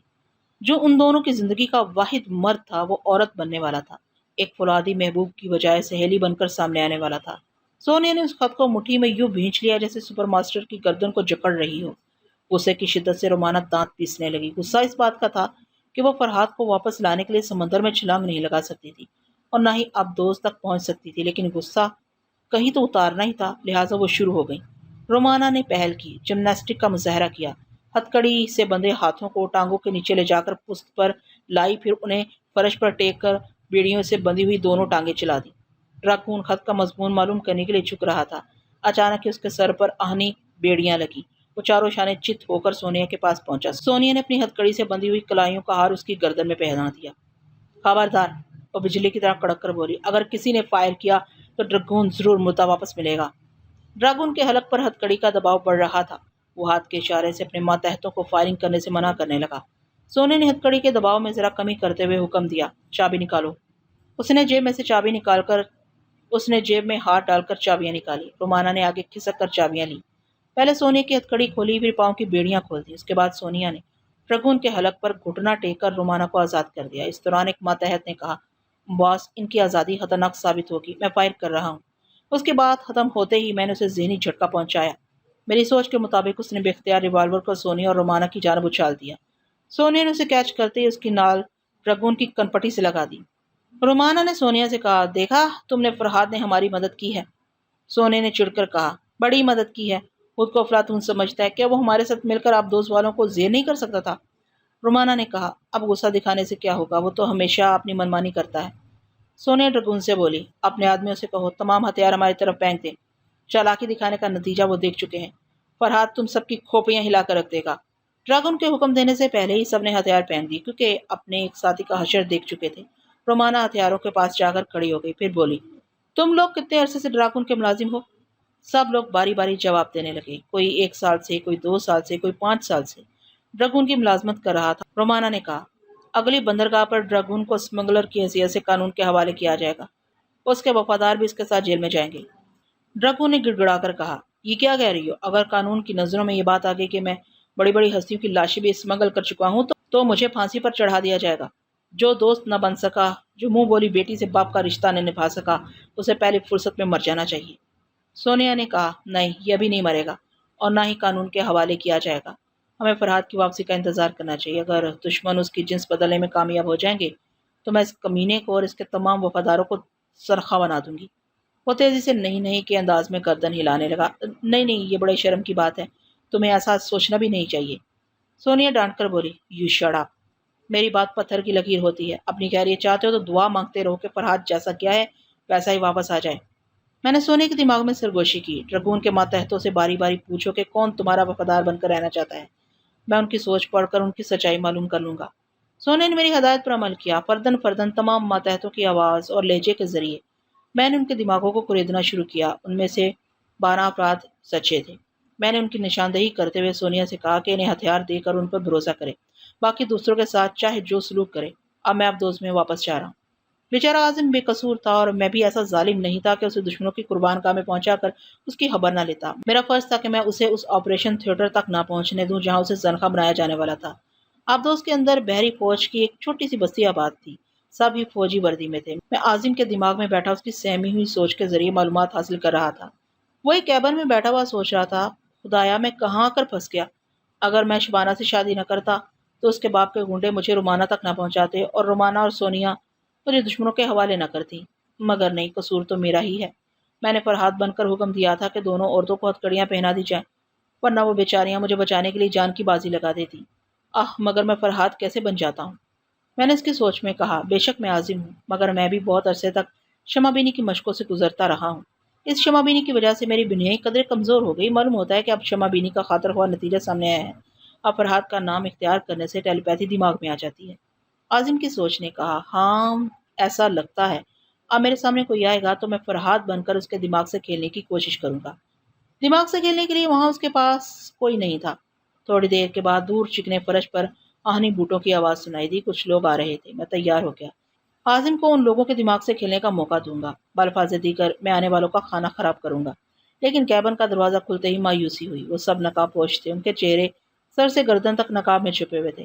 وہ عازم کو فرحاد سمجھ رہے تھے۔ وہ نہیں چاہتے تھے کہ وہ ان کے دماغوں سے کھیل کر آپریشن تھیٹر تک جانے سے انکار کرے اور اس آبدوز میں خون خرابہ شروع کر دے۔ میں پریشان ہو گیا، عازم کو کس طرح بچایا جائے۔ وہ کم بخت کھڑا ہو کر انہیں للکار رہا تھا، خبردار، میں فرحاد ہوں، میری ٹیلیپیتھی حکم دے رہی ہے کہ اپنے ہتھیار پھینک دو۔ تمام نقاب پوش ایک ذرا ٹھٹک گئے تھے، ایک دوسرے کو دیکھ رہے تھے، شاید سوچ رہے تھے کہ فرحاد ان کی نقاب کے باوجود ان کے دماغوں تک پہنچنے والا ہے۔ ٹیلیپیتھی کی ایک دہشت طاری تھی۔ عازم نے فتحانہ انداز میں دونوں ہاتھ اپنی کمر پر رکھ کر کہا لگایا، پھر آگے بڑھتے ہوئے بولا، دیکھا اسے کہتے ہیں ٹیلیپیتھی، جہاں تھے وہیں رک گئے، اب ہتھیار پھینک دو، شاباش۔ ایک نقاب پوش نے آگے بڑھ کر اس کے سر پر ایک چپت رسید کی، دوسرے نے اس کا بازو پکڑ کر کھینچا، پھر وہ اسے پیچھے سے دھکے دیتے ہوئے کیبن سے باہر لے گئے۔ اب اس کا فرحاد پن ختم ہو چکا تھا، وہ خوف سے کانپ رہا تھا، اگرچہ نہیں جانتا تھا کہ اس کے ساتھ کیسا غیر انسانی سلوک کیا جانے والا ہے، یہ تو میں جانتا تھا، اس لیے میری پریشانی بڑھ گئی۔ عازم پھر بزدلوں کی طرح گڑ گڑا رہا تھا، ان سے معافی مانگ رہا تھا کہ آئندہ فرحاد نہیں بنے گا۔ میں تیزی سے اس کے بچاؤ کی تدبیر سوچ رہا تھا۔ اچانک خیال آیا کہ میں اس آبدوز کے کرنل اور کیپٹن کے دماغوں سے کھیل کر ہنگامے کر سکتا ہوں۔ اس خیال کے آتے ہی میں نے کرنل کے دماغ میں چھلانگ لگائی، پھر کیپٹن کے دماغ میں پہنچا، پھر ان مسلح افراد کے دماغوں کو ٹٹولا جن کی آوازیں میں بحری جہاز میں سن چکا تھا۔ بڑی حیرانی کی بات تھی، سب کے سب بے ہوش پڑے ہوئے تھے۔ ایسا تو ممکن نہ تھا کہ سب پر اچانک بے ہوشی طاری ہو جاتی۔ بات سمجھنے کی تھی، انہیں دانستہ بے ہوشی کے انجیکشن لگائے گئے تھے تاکہ فرہاد انہیں اپنا الاکار نہ بنا سکے۔ میں نے بے چینی سے اٹھ کر بیٹھ گیا۔ شبانہ سامنے ایک کرسی پر بیٹھی انگریزی رسالہ پڑھ رہی تھی، اس کا رخ میز کی جانب تھا۔ اسے میری اضطرابی حالت کا علم نہ ہو سکا۔ میں چپ چاپ لیٹ گیا تاکہ وہ مجھے باتوں میں نہ الجھا سکے۔ میں نے پھر آنکھیں بند کر کے عاظم کو دیکھا۔ وہ لوگ اسے آپریشن روم میں لے آئے تھے اور اسے ایک بیڈ پر سلانا چاہتے تھے۔ مجھے اس کی بزدلی نے مجبور اور بے بس بنا دیا تھا۔ میں اس کے دماغ میں بیٹھ کر جوڈو کراٹے کے داؤ بتا سکتا تھا۔ اس کا دماغ اس پر عمل کرتا، مگر دماغ پر ذرا سی بھی گرفت ڈھیلی پڑتے ہی وہ پھر بزدل بن جاتا تھا۔ تاہم میں نے یہی آخری کوشش کی، آخری بار اس کے دماغ میں پہنچ کر نقاب پوشی پر حملہ کیا۔ وہ لوگ اسے فرہاد سمجھ کر پہلے ہی تیار تھے۔ انہوں نے اس سے دور ہٹ کر اپنے اپنے ریوالوروں کا رخ اس کی جانب کر دیا۔ میں جانتا تھا کہ سپر ماسٹر کی طرف سے فرہاد کو گولی مارنے کا حکم نہیں ہے، اس لیے بے جگری سے عاظم کی کھوپڑی میں بیٹھ کر لات چلائی۔ ایک کے ہاتھ سے ریوالور نکل گیا، لیکن اچانک ہی جانے کتنے لوگوں نے ایک ساتھ ہلہ بول دیا۔ سب کے سب اس پر ٹوٹ پڑے۔ وہ فرش پر گر پڑا، اسے دوبارہ اٹھنے کی مہلت نہ ملی۔ سب کے سب اس پر چڑھ بیٹھے تھے۔ تب میں نے اس کی دماغی آنکھوں سے انجیکشن کی ایک سرنج دیکھی۔ عاظم پر اتنے لوگوں کا بوجھ تھا کہ اس میں ہلنے جلنے کی سکت بھی نہ رہی تھی۔ سرنج کی نوک اس کے بازو سے لگ گئی، اس کے ساتھ اس کی دماغی سوچیں میری گرفت سے نکل گئی۔ وہ بے ہوش ہو گیا تھا۔ میری دماغی آنکھوں سے وہ ابدوز گم ہو گئی، کیونکہ اب وہاں کوئی ایسا فرد نہ تھا جسے میں اپنا اعلی کار بنا سکتا۔ افسوس، میں بہت دیر تک بستر پر آنکھیں بند کیے لیٹا رہا۔ اب سوچنے اور فکر کرنے سے کچھ حاصل نہ ہوتا۔ میں اپنا محاسبہ کرنے لگا۔ کیا عاظم کی تباہی کا باعث میں ہوں؟ بے شک میں نے سونیا اور رومانہ کو دشمنوں سے محفوظ رکھنے کے لیے عاظم کو قربانی کا بکرا بنا دیا۔ اگر ایسا نہ کرتا تو بحری جہاز میں ہنگامے شروع ہو جاتے۔ 20 عدد سٹین گنوں کے نرگے میں سونیا، رومانہ اور عاظم تینوں سلامت نہ رہتے۔ میں بے یک وقت اتنے سارے دشمنوں کے دماغوں سے نہ کھیل سکتا تھا۔ عاظم کو دشمنوں کے حوالے کرتے وقت میرے ذہن میں یہ تدبیر تھی کہ میں سپر ماسٹر کو فریب دوں گا۔ اس بات کا یقین تھا کہ وہ لوگ عاظم کو موت کی سزا نہیں دیں گے۔ ان کی پالیسی میں سمجھتا ہوں۔ وہ رسوندی کے مقابلے میں مجھے اور میرے مقابلے میں رسوندی کو استعمال کرنے کی کوشش کریں گے۔ اگر ایسا نہ بھی کریں تو میں پہلے بھی کئی بار ان کی گرفت میں پہنچ کر نکل چکا ہوں۔ اس بار بھی عاظم کو بحیثیت فرہاد ان کی گرفت سے نکال لینے کا حوصلہ تھا، مگر یہ ہوا کہ میں نے سپر ماسٹر کو فریب دیا، اس نے مجھے فریب دیا۔ میرے فرشتے بھی نہیں جانتے تھے کہ عاظم کو تبدیلی جنس کے لیے لے جایا گیا ہے۔ بہرحال میں اپنے ہی دیے ہوئے فریب میں الجھ گیا۔ اب میرا فرض تھا عاظم آئندہ کسی بھی وقت ہوش میں آئے، اس کی سلامتی کے لیے میں اس کے دماغ سے چپکا رہوں۔ اگر انہوں نے وعدے کے مطابق 24 گھنٹے کے بعد اسے سونیا تک پہنچا دیا تو ٹھیک ہے، ورنہ وہ آبدوز دوبارہ سمندر کی سطح پر نہ ابھر سکے گی۔ ایٹمی دھماکے کے بعد انہیں دوسرا زبردست نقصان پہنچے گا۔ میں نے سونیا اور رومانہ کی حیرت معلوم کی۔ وہ دونوں خطرات سے دور تھیں۔ ان کے 12 وفادار ان کے ساتھ دے رہے تھے۔ انہوں نے ڈراگون ان کے ساتھیوں کو 4 کیبنوں میں نظر بند کر رکھا تھا اور اپنے اپنے سونے اور آرام کرنے کا وقت مقرر کر لیا تھا۔ اس وقت سونیا سو رہی تھی اور رومانہ جہاز میں ادھر ادھر وقت گزار رہی تھی۔ سوچ کے اتنے طویل سفر کے بعد یقیناً دماغ تھک جاتا ہے، تھوڑی سی تفریح لازمی ہوتی ہے۔ میں نے سوچا بستر سے اٹھ جانا چاہیے، سیتو کو ساتھ لے کر جنگل کی سیر کرنا چاہیے۔ یہ سوچ کر میں نے آنکھیں کھول دی۔ شبانہ اب میری طرف دیکھ رہی تھی۔ آنکھ کھلتے ہی بولی، شکر ہے جاگ گئے، میں سمجھ رہی تھی کہ اب دوسری صبح ہی اٹھو گے۔ میں نے بستر سے اٹھ کر کھڑکی کے باہر دیکھا، شام ہو چکی تھی۔ شبانہ نے میرے قریب آ کر گردن میں باہیں ڈال دی۔ میں 3 گھنٹے سے یہاں تنہا بیٹھی ہوں۔ اس نے اپنا سر میرے شانے پر رکھ دیا۔ میں ایسی تفریح کے موڈ میں نہیں تھا۔ میری جاننے والیاں اپنے طور پر درست کہتی ہیں کہ میری فطرت ہرجائی ہے، میں جلد ہی کسی بھی عورت سے اکتا جاتا ہوں۔ شبانہ سے بھی اکتا گیا تھا، لیکن مجھ سے پوچھا جائے تو میں کہوں گا کہ جو عورتیں حسن و شباب کے علاوہ غیر معمولی صلاحیتیں رکھتی ہیں ان کے لیے میں ہرجائی نہیں ہوں۔ سونیا اور رومانہ کی مثالیں موجود ہیں۔ میں ان سے محبت بھی کرتا ہوں، ان کی قدر بھی کرتا ہوں، ان کے دکھ سکھ کا شریک بھی ہوں۔ جیسا کہ کہا جاتا ہے کہ دور رہنے سے محبت بڑھتی ہے، تو یقیناً میری ساری محبت اور توجہ ان دونوں کے لیے تھی۔ میں کبھی ان سے بیزار نہیں ہو سکتا تھا۔ شبانہ نے کہا، میں تمہاری سانسوں کے قریب ہوں، تم کہیں اور پہنچے ہوئے ہو، کیا سوچ رہے ہو؟ سوچ رہا ہوں کہ تمہارے ڈیڈی کے پاس کس طرح تمہارا پارسل بھیجا جائے۔ اس نے ناراض ہو کر پوچھا، کیا تم سچ مچ مجھ سے پیچھا چھڑانا چاہتے ہو؟ انسان مصیبت سے پیچھا چھڑانا چاہتا ہے۔ میں تمہیں پہلے بھی سمجھا چکا ہوں کہ مصیبت نہ بنو، دوست بنو، لیکن تم 3 گھنٹے سے محض اس لیے بیٹھی ہو کہ کہیں روزی یہاں نہ آ جائے۔ اور ناراض ہو کر کھڑی ہو گئی۔ تم آدمی نہیں پتھر ہو، میں یہاں محبت سے بیٹھی رہی ہوں تو مجھے مصیبت کہہ رہے ہو؟ محبت کا ایک طریقہ یہ بھی ہے کہ کسی گوشے تنہائی میں جا کر مجھے یاد کرتی رہو۔ ادھر تم یاد کرتی رہو گی، ادھر مجھے ہچکیاں آتی رہیں گی۔ وہ روٹ کر جانے لگی۔ میں نے اسے جانے دیا۔ وہ دروازہ کھول کر گئی تو منگلا کمرے میں آ کر بولا، صاحب، گورے صاحب لوگوں کا ایک آدمی آیا ہے، ہماری بستی کو چاروں طرف سے گھیر لیا گیا ہے۔ میں منگلا کے ساتھ جھونپڑی سے باہر آیا۔ وہاں ایک نہتا شخص قاصد کی حیثیت سے کھڑا ہوا تھا۔ میں نے پوچھا، کیا چاہتے ہو؟ وہ بولا، میں قاصد بن کر آیا ہوں، اگر مجھے ہلاک کیا گیا تو اس بستی کا ایک بچہ بھی زندہ نہیں رہے گا۔ میں نے کہا، میں تمہاری زندگی کی ضمانت دیتا ہوں، بتاؤ تم کس کے قاصد ہو؟ میں اس بستی کا قاصد ہوں جسے دیکھ کر جنگل کے درندے بھاگ جاتے ہیں، بڑے بڑے شہ زور اس کے آگے سر جھکا دیتے ہیں، اور دشمنوں سے دیکھ کر اس تمہید کے دوران ہی میں اس کی سوچ پڑ چکا تھا، اس لیے میں نے بات کاٹ کر کہا، تم ڈبل جویل کے قاصد ہو؟ اس کا منہ حیرت سے کھل گیا۔ اس وقت ہمارے آس پاس بستی کے لوگ نہیں تھے، تمام مرد ہتھیاروں سے لیس ہو کر اپنے اپنے محاذ پر جمے ہوئے تھے، صرف منگلا ہمارے قریب تھا۔ قاصد نے حیرانی سے پوچھا، کیا تم مادام کو جانتے ہو؟ میری معلومات کے متعلق نہ پوچھو، تم قاصد ہو، پیغام سناؤ۔ پیغام نہیں، حکم ہے کہ تمام ہتھیار یہاں چھوڑ کر تم سب حالی ہاتھ بستی سے باہر آ جاؤ۔ تم لوگوں کو صرف آدھے گھنٹے کی مہلت دی جائے گی، اگر حکم کی تعمیل نہ کی گئی تو… میں نے ہاتھ اٹھا کر کہا، بس آگے نہ کہو، مجھے ڈبل اسٹون کہتے ہیں۔ ڈبل جویل کو میرا حکم سنا دو تو وہ اپنے تمام آدمیوں کے ساتھ خود کو قانون کے حوالے کر دے، ورنہ میں ان کے بل سے انہیں نکال لاؤں گا۔ جاؤ، بھاگ جاؤ یہاں سے۔ وہ غصے سے پاؤں پٹکتا ہوا جانے لگا۔ میں نے منگلا سے کہا، وہ میری اسٹین گن لے آئے۔ وہ چلا گیا۔ میں قاصد کی سوچ کو پڑھنے لگا۔ وہ سوچ رہا تھا، ڈبل اسٹون کا کیا مطلب ہوا؟ وہ تو سنگل نظر آ رہا تھا، جبکہ ڈبل جویل تو دو ہیں۔ اور ہاں، یہ شخص مادام کو کیسے جانتا ہے؟ میں اس کی سوچ پڑھنے کے دوران دور دور تک دیکھ رہا تھا۔ دور ایک درخت کے پیچھے کسی کی جھلک نظر آئی۔ اس ایک جھلک سے پتہ چل گیا کہ حملہ کرنے والے بستی کے چاروں طرف مختلف درختوں کے پیچھے چھپے ہوئے ہیں۔ قاصد ایک درخت کے پیچھے جا کر کہہ رہا تھا، مسٹر عمر سعید خود کو ڈبل اسٹون کہتا ہے اور مادام ڈبل جویل کو جانتا ہے۔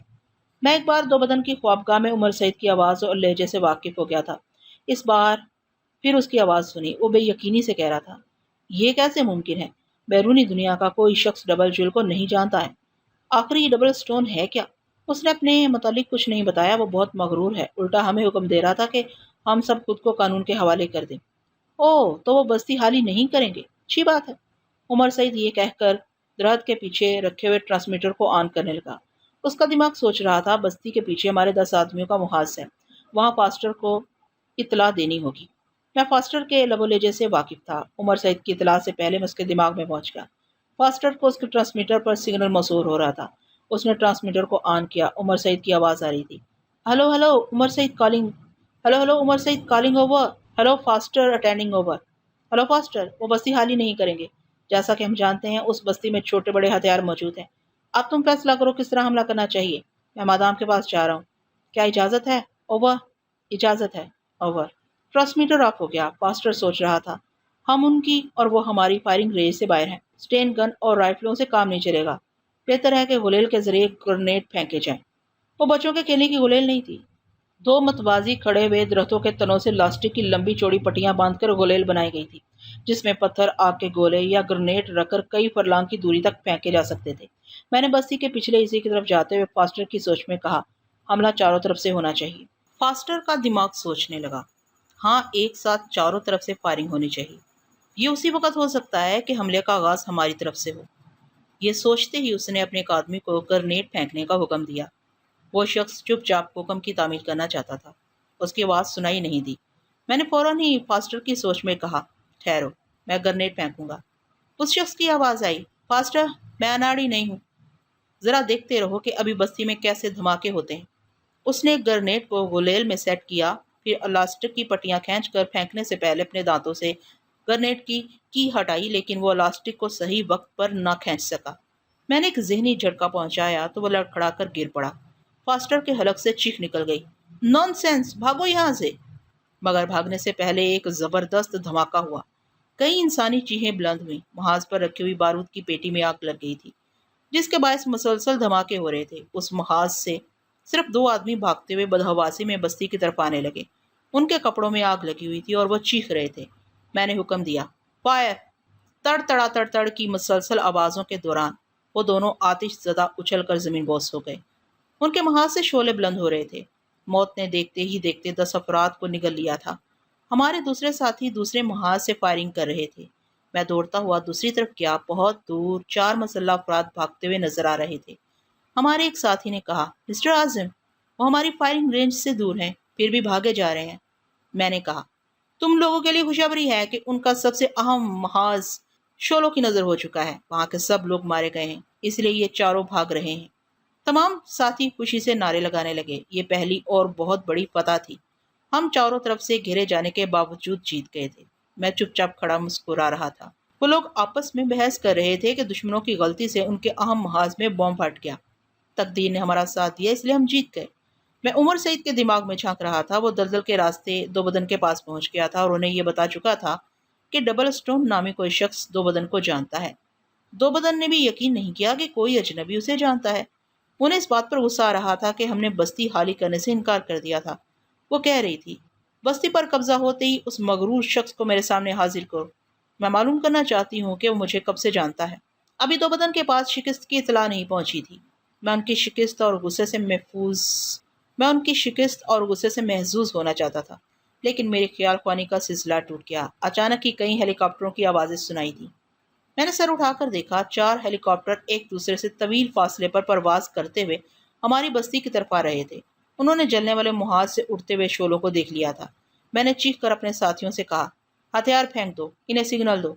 یہ کہتے ہی میں اپنی قمیض اتار کر فضا میں لہرانے لگا۔ سب نے میری تقلید۔ ایک ساتھ ہمارے لباس کے کئی جھنڈے لہرانے لگے۔ چاروں ہیلی کاپٹر بستی کے اطراف پرواز کرتے ہوئے نیچے آ رہے تھے۔ میں سیتو کا ہاتھ تھام کر اپنی جھونپڑی میں آ گیا۔ شبانہ دوسرے ساتھیوں کی بھیڑ میں کھڑی ہوئی تھی۔ اس نے مجھے نہیں دیکھا۔ میں نے سیتو سے کہا، میں یہاں سے جا رہا ہوں، اس لیے کہ ابھی کچھ روز اس جنگل میں رہنے کا ارادہ ہے اور تم اس جنگل میں میری رہنمائی کرو گے۔ صاحب، شہر کی پولیس آ گئی ہے، وہ ہم دونوں کو تلاش کریں گے۔ کیا اس جنگل میں چھپنے کی جگہ نہیں ہے؟ ہے، میں اپنا ایک آدمی تمہارے ساتھ بھیجتا ہوں، اسے کوئی تلاش نہیں کرے گا۔ ٹھیک ہے، جلدی کرو۔ وہ چلا گیا۔ میں نے دیکھا چاروں ہیلی کاپٹر بستی سے دور ایک جگہ زمین پر اتر رہے تھے۔ سیتو 5 منٹ میں ایک آدمی کے ساتھ آیا۔ صاحب، آپ بے فکر ہو کر جائیں، میں بعد میں آ جاؤں گا۔ میں اپنے نئے رہنما کے ساتھ اسٹین گن لے کر جھونپڑی کے پچھلے راستے سے نکل گیا۔ ہم جھاڑیوں کے پیچھے چھپتے ہوئے بستی سے دور نکل گئے۔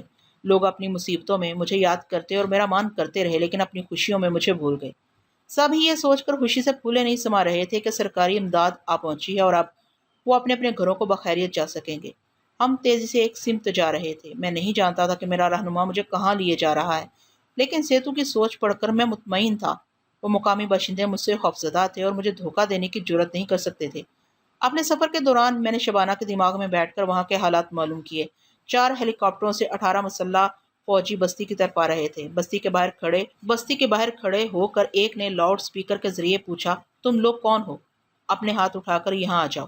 سب لوگوں نے حکم کی تعمیل کی۔ شبانہ نے بھی ان کے ساتھ آگے بڑھتے ہوئے اپنے ساتھ والے سے پوچھا، عاظم کہاں ہے؟ نظر نہیں آ رہا ہے۔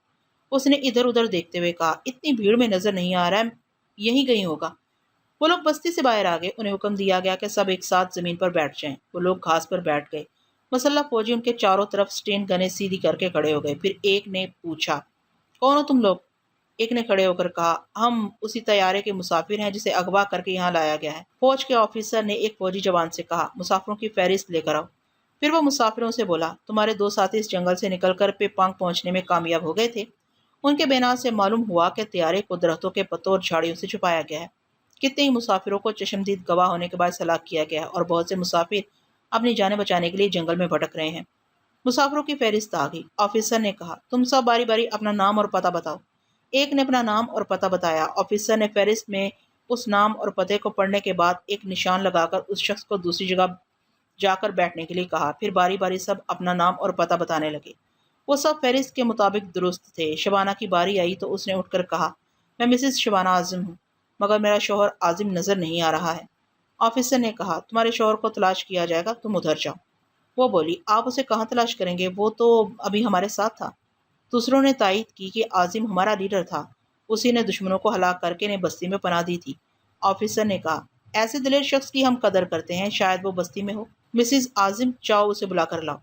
شبانہ ایک فوجی جوان کے ساتھ بستی میں آئے۔ مجھے آوازیں دیتی ہوئی مختلف جھونپڑیوں میں جا کر دیکھا۔ تمام کاٹیج خالی پڑے تھے۔ تب اسے یہ سوچ کر غصہ آیا کہ شاید میں روزی کو لے کر بھاگ گیا ہوں۔ وہ واپس آئی تو اس کے خیال کی تصدیق ہوگی۔ فہرست کے مطابق 70 مسافروں میں سے 45 مسافر وہاں موجود تھے۔ وہ مسافر پہلے ہی پیپانگ پہنچ گئے تھے اور دو مسافر یعنی عازم اور روزی غائب تھے۔ ایک مسافر آفیسر کے سامنے روزی کی ہسٹری بیان کر رہا تھا۔ آفیسر نے کہا، تعجب ہے، تم لوگوں کے بیانات سے عازم کے لیے محبت اور عقیدت ظاہر ہوتی ہے، اور روزی بھی مجرموں کی ساتھی نہیں ہے، پھر یہ دونوں اچانک کیوں غائب ہو گئے؟ شبانہ چڑ کر بولی، دونوں کا یارانہ ہے اس لیے بھاگ گئے ہیں۔ کئی مسافروں نے شبانہ کی مخالفت کی۔ ایک نے کہا، تم جھوٹ کہتی ہو، اپنے شوہر پر الزام لگاتی ہو۔ دوسرے نے کہا، یہ تو ہم سب جانتے ہیں کہ روزی عازم کی دشمن تھی، اپنے باپ کی سلامتی کے لیے اسے ہلاک کرنا چاہتی تھی۔ شبانہ نے پوچھا، پھر وہ دونوں ساتھ کیسے گئے؟ ہو سکتا ہے وہ ساتھ نہ گئے ہوں، ہو سکتا ہے کہ حملے کے دوران روزی کو یہاں سے بھاگنے کا موقع مل گیا ہو۔ وہ اپنے باپ کے لیے بہت فکر مند تھی، اسی کی تلاش میں گئی ہوگی، اور عازم کب گیا، کیوں گیا، یہ تم ہی سمجھ سکتی ہو، وہ تمہارا شوہر ہے۔ وہ غصے سے بولنا چاہتی تھی کہ وہ میرا شوہر نہیں ہے۔ میں نے اس کی سوچ میں کہا، نہیں، ایسا کہو گی تو میری بے عزتی ہوگی، کیونکہ میں نے خود ہی اسے اپنی عزت سے کھیلنے کا موقع دیا تھا۔ یہ تمام مسافر جانتے ہیں کہ میں اس کے ساتھ ایک رات ایک دن ایک ہی کاٹیج میں گزار چکی ہوں۔ یہ بات اس کی سمجھ میں آ گئی، وہ چپ رہی۔ آفیسر نے کہا، جو مسافر گم ہیں ہم انہیں تلاش کریں گے، لیکن تم لوگوں کو پہلے پیپانگ پہنچایا جائے گا۔ اگر تمہارا کوئی ضروری سامان رہ گیا ہو تو اسے لے کر ہیلی کاپٹر میں سوار ہو جاؤ۔ سامان کسی کے پاس نہیں تھا، وہ سب ہیلی کاپٹروں میں سوار ہو گئے۔ بیک وقت 45 مسافر نہیں جا سکتے تھے۔ 20 مسافروں کو اگلی فلائٹ کے انتظار میں رکنا پڑا۔ شبانہ بھی اس خیال سے رک گئی کہ شاید اس وقت تک مجھے تلاش کر لیا جائے گا یا میں خود واپس آ جاؤں گا۔ رکنے والے تمام مسافر فوجیوں کے ساتھ بستی میں واپس آ گئے۔ فوجی آفیسر وہاں آرام سے بیٹھنے کے بعد مانگلا اور سیتو سے ان مجرموں کے متعلق سوالات کر رہا تھا۔ میں بہت پہلے ہی مانگلا اور سیتو کے دماغوں کو کھنگال چکا تھا۔ وہ بیچارے جنگل کے غیر مہذب اور بزدل قسم کے باشندے ہر نئی طاقت کے سامنے جھک جاتے تھے، ان کی خدمت کرتے تھے، لیکن ان کی پراسرار سرگرمیوں کو نہ تو سمجھتے تھے اور نہ ہی ان کے کسی راز سے واقف ہوتے تھے۔ ویسے یہ حیرانی کی بات تھی کہ وہ زمین دوز خفیہ اڈا جو دو بدن اور راک پہلوں کا مسکن تھا، ایک دو دن میں تیار نہیں ہوا ہوگا۔ اس خفیہ اڈے کی تعمیر میں مہینے یا برسوں لگ گئے ہوں گے، پھر وہاں کے مقامی باشندوں کو اس تعمیر کا علم کیوں نہ ہوا؟ وہ سچ مچ اس خفیہ اڈے سے بے خبر تھے۔ یہ میں کسی وقت دو بدن کی سوچ سے ہی معلوم کر سکتا تھا کہ وہ اڈا مقامی باشندوں کی لا علمی میں کیسے بنایا گیا تھا۔ اس وقت میں بستی سے واپس آ گیا۔ اب اندھیرا پھیل چکا تھا۔ درختوں کے جھنڈ میں ایک چھوٹا سا کاٹیج تھا۔ میں اس جنگل میں اتنے خوبصورت کاٹیج کی توقع نہیں کر سکتا تھا۔ میں نے اپنے رہنما سے پوچھا، یہاں کون رہتا ہے؟ وہ میرا منہ تکنے لگا۔ انگریزی زبان اس کے پلے نہیں پڑی۔ وہ لکڑی کے تختوں سے بنایا ہوا مضبوط کاٹیج تھا۔ اس کی کھڑکیاں اور دروازے بھی مضبوط اور مقفل تھے۔ میں نے اشاروں کی زبان سے پوچھا، دروازے کیسے کھلیں گے؟ اس نے اشارے سے مجھے ٹھہرنے کے لیے کہا، پھر کاٹیج کے قریبی درخت پر چڑھنے لگا۔ میں اسے خاموشی سے دیکھ رہا تھا۔ وہ درخت کی ایک شاخ پر سے گزرتا ہوا کاٹیج کی چھت پر پہنچ گیا۔ چند لمحوں تک میری نظروں سے اوجھل رہا، پھر اس نے نیچے جھانکتے ہوئے چابیوں کا ایک گچھا میری طرف پھینک دیا۔ میں انہیں اٹھا کر دروازے پر آیا، 2-4 چابیاں آزمائیں تو ایک چابی سے دروازہ کھل گیا۔ اندر گہری تاریکی تھی۔ میں نے جیب سے لائٹر نکال کر سلگانا چاہا تو پتہ چلا لائٹر کی گیس ختم ہو گئی ہے۔ میرے ساتھ آنے والا میرے قریب سے گزرتا ہوا کمرے کی تاریکی میں گم ہو گیا۔ میں اس کی واپسی کا انتظار کرنے لگا۔ گہری خاموشی میں اس کے قدموں کی چاپ سنائی دے رہی تھی۔ کبھی کبھی وہ کمرے کے کسی سامان سے ٹکرا جاتا تھا، ایک بار کسی دروازے کی چٹکنی گرنے کی آواز سے۔ پھر خاموشی چھا گئی۔ میں نے بیزار ہو کر پوچھا، یہ کیا کر رہے ہو؟ پھر خیال آیا میں بھینس کے سامنے بین بجا رہا ہوں، وہ میرے سوال کو نہ سمجھ سکے گا نہ جواب دے سکے گا۔ تھوڑی دیر بعد اچانک ایک ٹارچ روشن ہو گئی۔ وہ دوسرے کمرے میں ٹارچ روشن کیے کچھ تلاش کر رہا تھا۔ اس کمرے کے کھلے ہوئے دروازے سے ایک دیوار پر اس کا متحرک سایہ نظر آ رہا تھا۔ پھر ٹارچ بجھ گئی اور دیا سلائی کی تیلی روشن ہو گئی۔ میں اس کی طرف بڑھنے لگا۔ دوسرے کمرے میں پہنچنے تک ایک کیروسین لیمپ روشن ہو گیا تھا۔ میں تعجب سے اس کمرے کی سجاوٹ کو دیکھنے لگا۔ وہ اتنی خوبصورت خوابگاہ تھی کہ شاید خواب میں ہی کسی کو نظر آتی ہو۔ فوم کا آرام دہ بستر تھا، جدید ڈیزائن کے فرنیچر تھے، قالین اتنا خوبصورت اور دبیز تھا کہ چلتے وقت پاؤں دھنستے تھے اور اس کے ملائم روئیں پاؤں کو گدگداتے تھے۔ ایک بڑی آہنی الماری، قدادم آئینہ، سگار میز، ریڈیوگرام اور کتابوں کے ریک، سب کچھ ہی موجود تھا۔ میں کیروسین لیمپ اٹھا کر پہلے کمرے میں آیا۔ وہ کمرہ ڈرائنگ روم کے لوازمات سے سجا ہوا تھا۔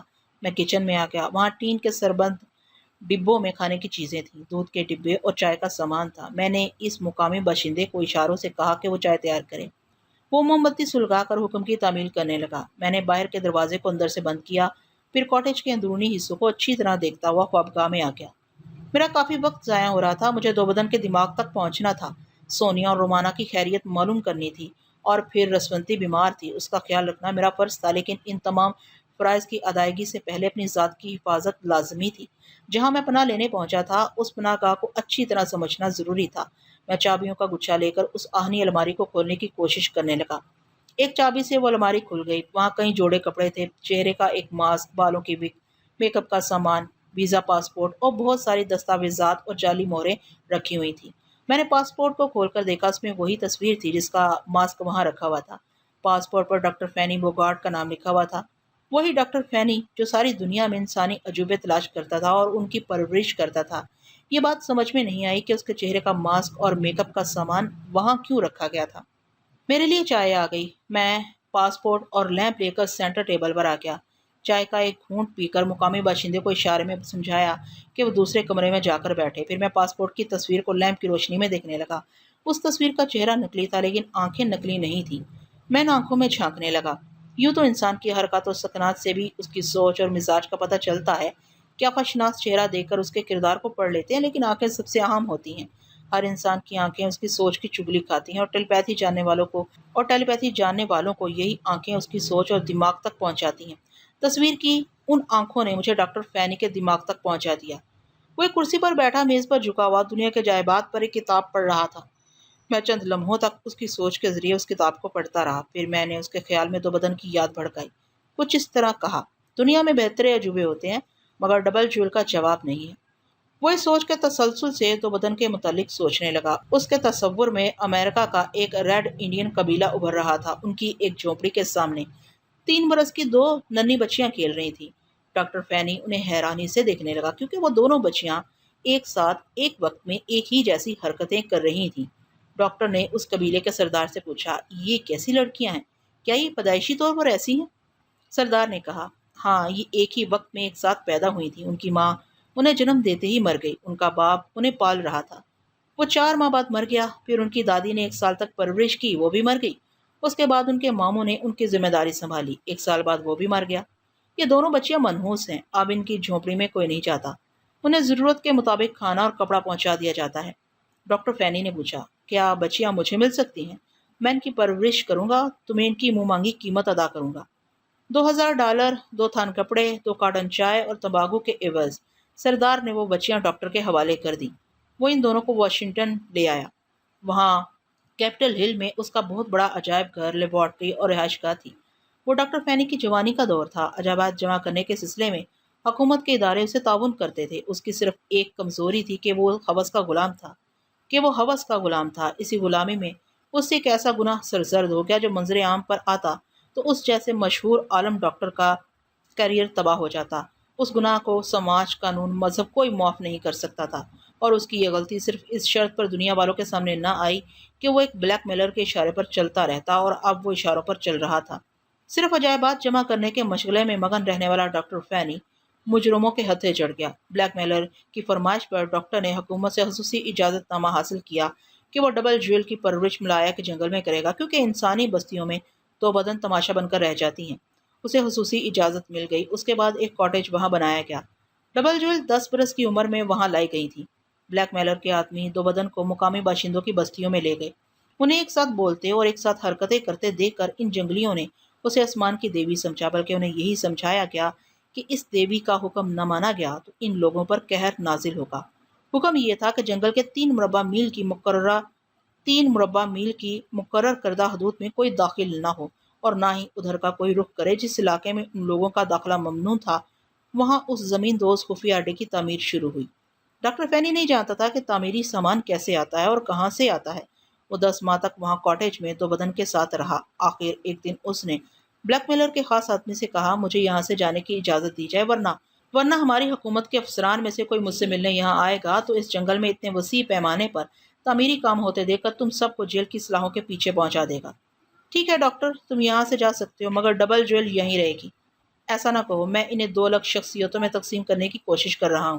وہ میرے لاڈ پیار کی عادی ہو گئی ہیں، یہاں میرے بغیر زندہ نہیں رہ سکیں گی۔ وہ یہاں تمہاری ڈمی کے ساتھ رہیں گی۔ ادھر دیکھو۔ ڈاکٹر فینی نے سر گھما کر دروازے کی طرف دیکھا، پھر چونک گیا۔ وہاں دوسرا ڈاکٹر فینی کھڑا ہوا تھا۔ وہ آگے بڑھتے ہوئے بولا، ہلو ڈاکٹر، میں تمہارا ہمذات ہوں، آج اس دنیا میں آیا ہوں، یہ دیکھو میرا پاسپورٹ۔ ڈاکٹر فینی نے اس جعلی پاسپورٹ کو دیکھا جو کسی طرح جعلی نظر نہیں آتا تھا۔ نقال نے کہا، ڈبل جوئل مجھے ڈاکٹر سمجھ کر بخوشی میرے ساتھ رہیں گی۔ اب ہم ان دونوں لڑکیوں کو اپنی راہ پر لگائیں گے۔ ڈاکٹر فینی ان سے التجائی کرنے اور گڑگڑا کر فریاد کرنے لگا۔ اس کی برسوں کی محنت برباد ہو رہی تھی۔ وہ لوگ ڈبل جویل کو اپنی طرح مجرمانہ ہتھ کنڈے سکھانے والے تھے۔ وہ زندگی میں پہلی بار رونے لگا۔ ایک تو وہ خود ان کے ہاتھوں مجرم بن گیا تھا، دوسرے جن عجوبوں کو اولاد کی طرح پالا تھا وہ بھی اسی راہ پر لگنے والے تھے۔ اس کے رونے گڑ گڑانے کا کوئی اثر نہ ہوا۔ نکال نے کہا، یہ کاٹیج اور یہاں رہائش کا اجازت نامہ تمہارے نام سے جاری ہوا ہے، لہذا کسی وقت بھی اگر ہم یہ دیکھیں گے کہ قانون کے ہاتھ ہماری طرف بڑھ رہے ہیں تو ہم اس زمین دوز اڈے کو بند کر دیں گے۔ میں ڈاکٹر فینی بن کر ڈبل جویل اور دو ملازموں کے ساتھ اس کاٹیج میں آ جاؤں گا۔ یہاں قانونی طور پر ہماری رہائش ہوگی۔ وہ پریشان ہو کر بولا، یہ کیسے ممکن ہے؟ میں امریکہ میں رہوں اور میری طرح دوسرا ڈاکٹر فینی یہاں رہے؟ ممکن ہے۔ چند ماہ تک ڈبل جویل کو ہینڈل کرنے کے لیے میں اسی میک اپ میں رہوں گا، پھر یہ ماسک اور میک اپ اتار دوں گا۔ میں نے کہا نا، صرف ناگہانی خطرات کے وقت ڈاکٹر فینی کا رول ادا کرنے کی ضرورت پیش آئے گی۔ ایسے وقت تمہیں اطلاع پہنچ جائے گی تاکہ تم اپنے پاسپورٹ پر سفر نہ کرو۔ ہماری طرف سے دوسری اطلاع ملنے تک تم اپنی لیبارٹری تک محدود رہو گے۔ انڈرسٹینڈ؟ ڈاکٹر فینی سمجھ گیا۔ ان کی باتیں سمجھنے کے سوا کوئی چارہ نہ تھا۔ وہ بڑی مجبوری کی حالت میں اپنا قیمتی سرمایہ ڈبل جویل کو چھوڑ کر امریکہ واپس آ گیا۔ اب ایک ماہ قبل اسے اطلاع دی گئی کہ ڈبل جویل کو 7 سال کے عرصہ میں فولاد بنا دیا گیا ہے اور وہ بلیک میلر یہ تجربہ کرنا چاہتا ہے کہ ڈبل جویل سے جو اولاد پیدا ہوگی وہ بھی ڈبل ہوگی یا سنگل۔ حقیقتاً یہ غور کرنے کا مقام تھا کہ دو بدن ایک ساتھ ایک وقت میں ایک ہی جیسے حرکتیں کرتی تھیں۔ اب یہ دیکھنا تھا کہ وہ دونوں ایک ہی وقت میں حاملہ ہوتی ہیں اور ایک ہی وقت میں اپنے بچوں کی مائیں بنتی ہیں یا نہیں۔ ڈاکٹر فینی اگرچہ دو بدن سے دور تھا لیکن دو بدن سے اس کی محبت اور دلچسپی برقرار تھی۔ وہ خود ایسا تجربہ کرنا چاہتا تھا، لیکن اس سے پہلے وہ دو بدن کو شہری زندگی اور سماجی حیثیت دینا چاہتا تھا، باقاعدہ ان کی شادی کر کے ان کا گھر بسانا چاہتا تھا۔ لیکن بلیک میلر نے کہا، دو بدن کو ایسا فولادی بنایا گیا ہے کہ عام مردوں میں کوئی اس کا جیون ساتھی بن کر نہیں رہ سکتا۔ ان دونوں پر کئی تجربات ہو چکے ہیں۔ پہلے ایک صحت مند شخص کو اس کا دوست بنایا گیا، لیکن رومانس کے وقت دو بدن اعتراض کرتی تھی کہ اس سے ادھورا پیار کیا جا رہا ہے۔ جس طرح وہ ایک ساتھ ایک ہی روٹی کھاتی تھی، اسی طرح ایک ہی وقت میں ایک مرد کا پیار چاہتی تھی، اور یہ بات ناممکن تھی۔ دوسرا تجربہ یہ ہوا کہ دو ہٹے کٹے جوانوں کو دو بدن کی خوابگاہ میں بھیجا گیا۔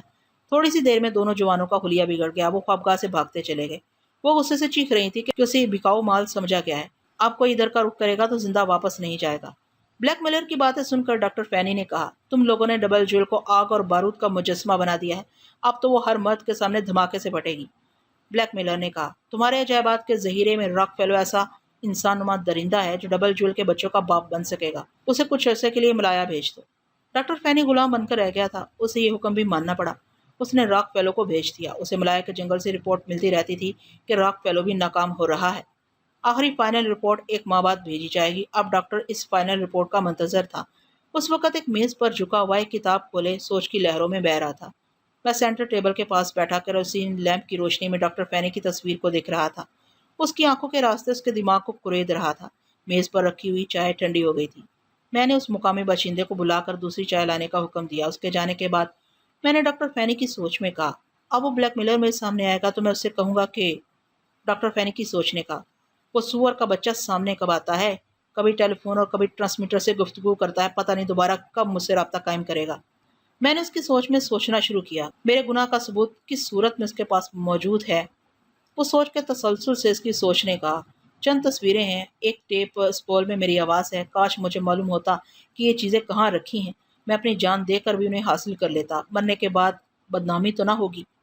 میں نے رابطہ ختم کر دیا۔ اس کے بعد الماری سے تمام میک اپ کا سامان نکال کر سگار میز کے سامنے آ گیا۔ میرے لیے گرم چائے آ گئی۔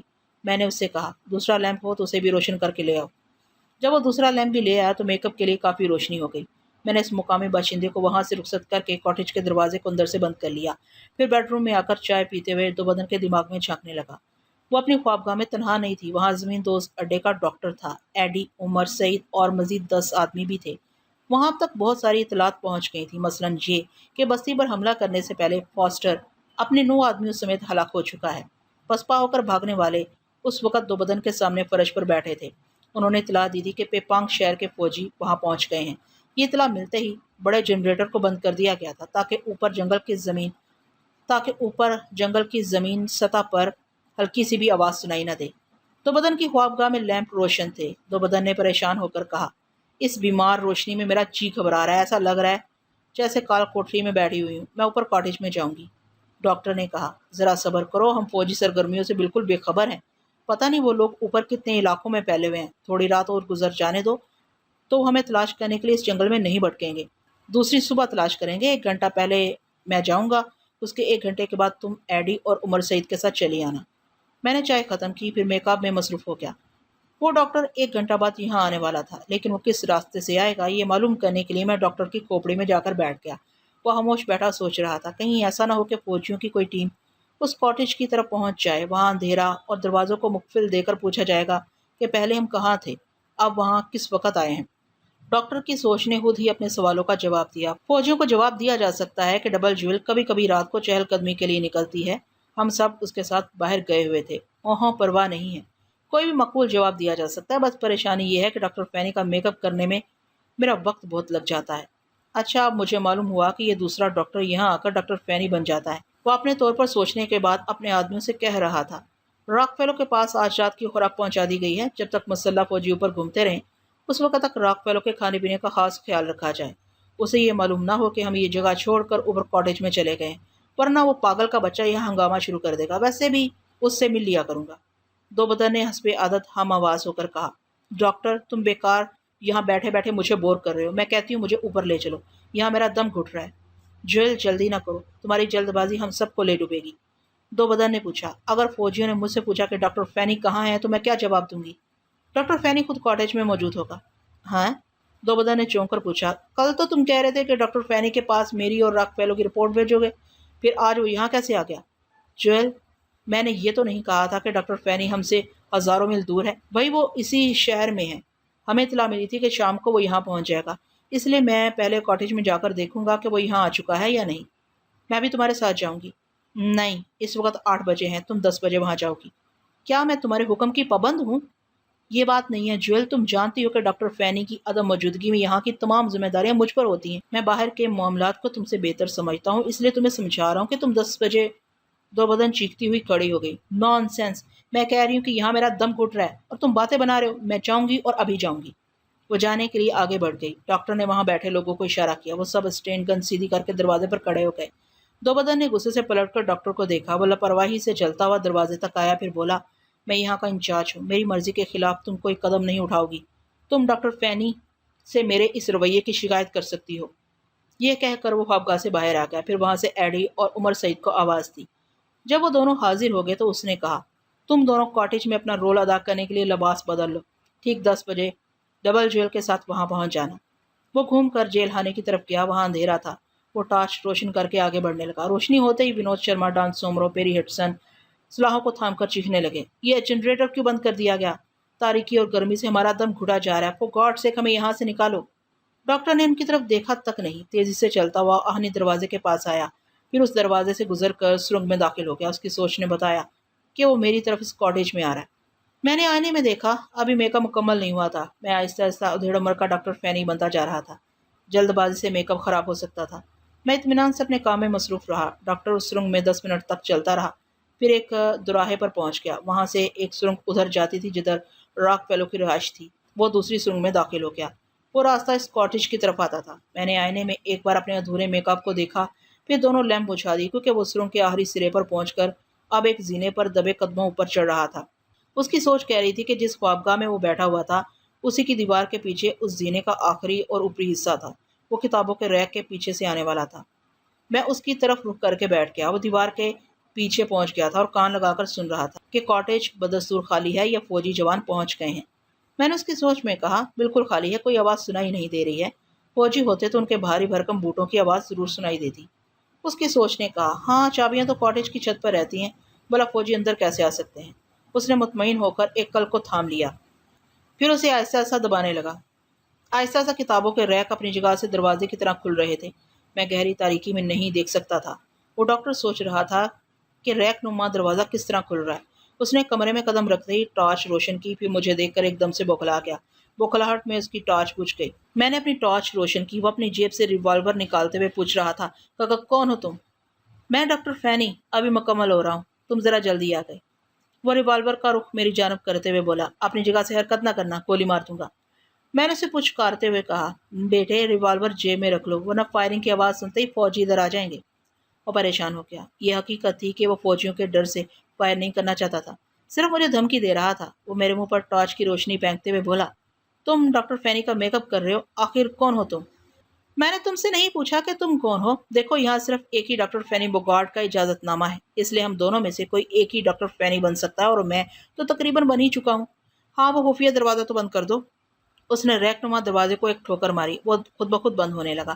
اس کے بند ہوتے ہی ڈاکٹر نے ریوالور کو جیب میں رکھ کر ایک چاقو نکال لیا، پھر اسے کھولتے ہوئے بولا، یہ چاقو شور نہیں مچائے گا، مرنے سے پہلے اپنے متعلق سب کچھ بتا دو تو بہتر ہے۔ میں نے کہا، میں ڈاکٹر فینی کا پرائیویٹ جاسوس ہوں، یہ معلوم کرنے آیا ہوں کہ ڈاکٹر کو بلیک میل کرنے والا تمام مواد کہاں چھپا کر رکھا گیا ہے۔ وہ غصے میں بولا، تمہارا باپ بھی۔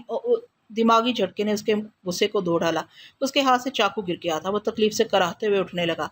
میں نے پھر ایک جھٹکا پہنچایا، وہ قالین پر گر کر تڑپنے لگا۔ ہاں تو بیٹے، اپنا نام بتاؤ۔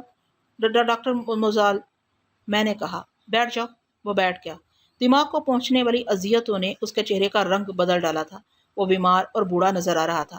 میں نے کہا، تمہاری قوت برداشت بہت کمزور ہے، اس سے پہلے کہ تمہارا دماغ پھر پھوڑا بنے، میرے سوالوں کا جواب دیتے جاؤ۔ تمہارا باس کون ہے؟ بائی گاڈ، میں اسے نہیں جانتا، وہ کبھی سامنے نہیں آتا، مجھ سے ٹرانسمیٹر کے ذریعے گفتگو کرتا ہے۔ ٹرانسمیٹر کہاں ہے؟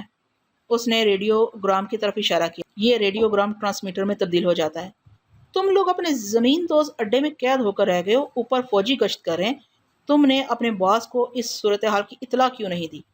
میں ان حالات میں ٹرانسمیٹر استعمال نہیں کر سکتا، اس بات کا خدشہ رہتا ہے کہ فوجیوں کا ٹرانسمیٹر ہماری فریکوینسی تک پہنچ سکتا ہے۔ میں نے ڈانٹ کر کہا، بکواس مت کرو، کوئی بھی ٹرانسمیٹر پر ہونے والی گفتگو کی سمت معلوم نہیں کر سکتا، اور نہ ہی گفتگو کو سمجھ سکتا ہے، کیونکہ کوڈ ورڈز میں باتیں ہوتی ہیں۔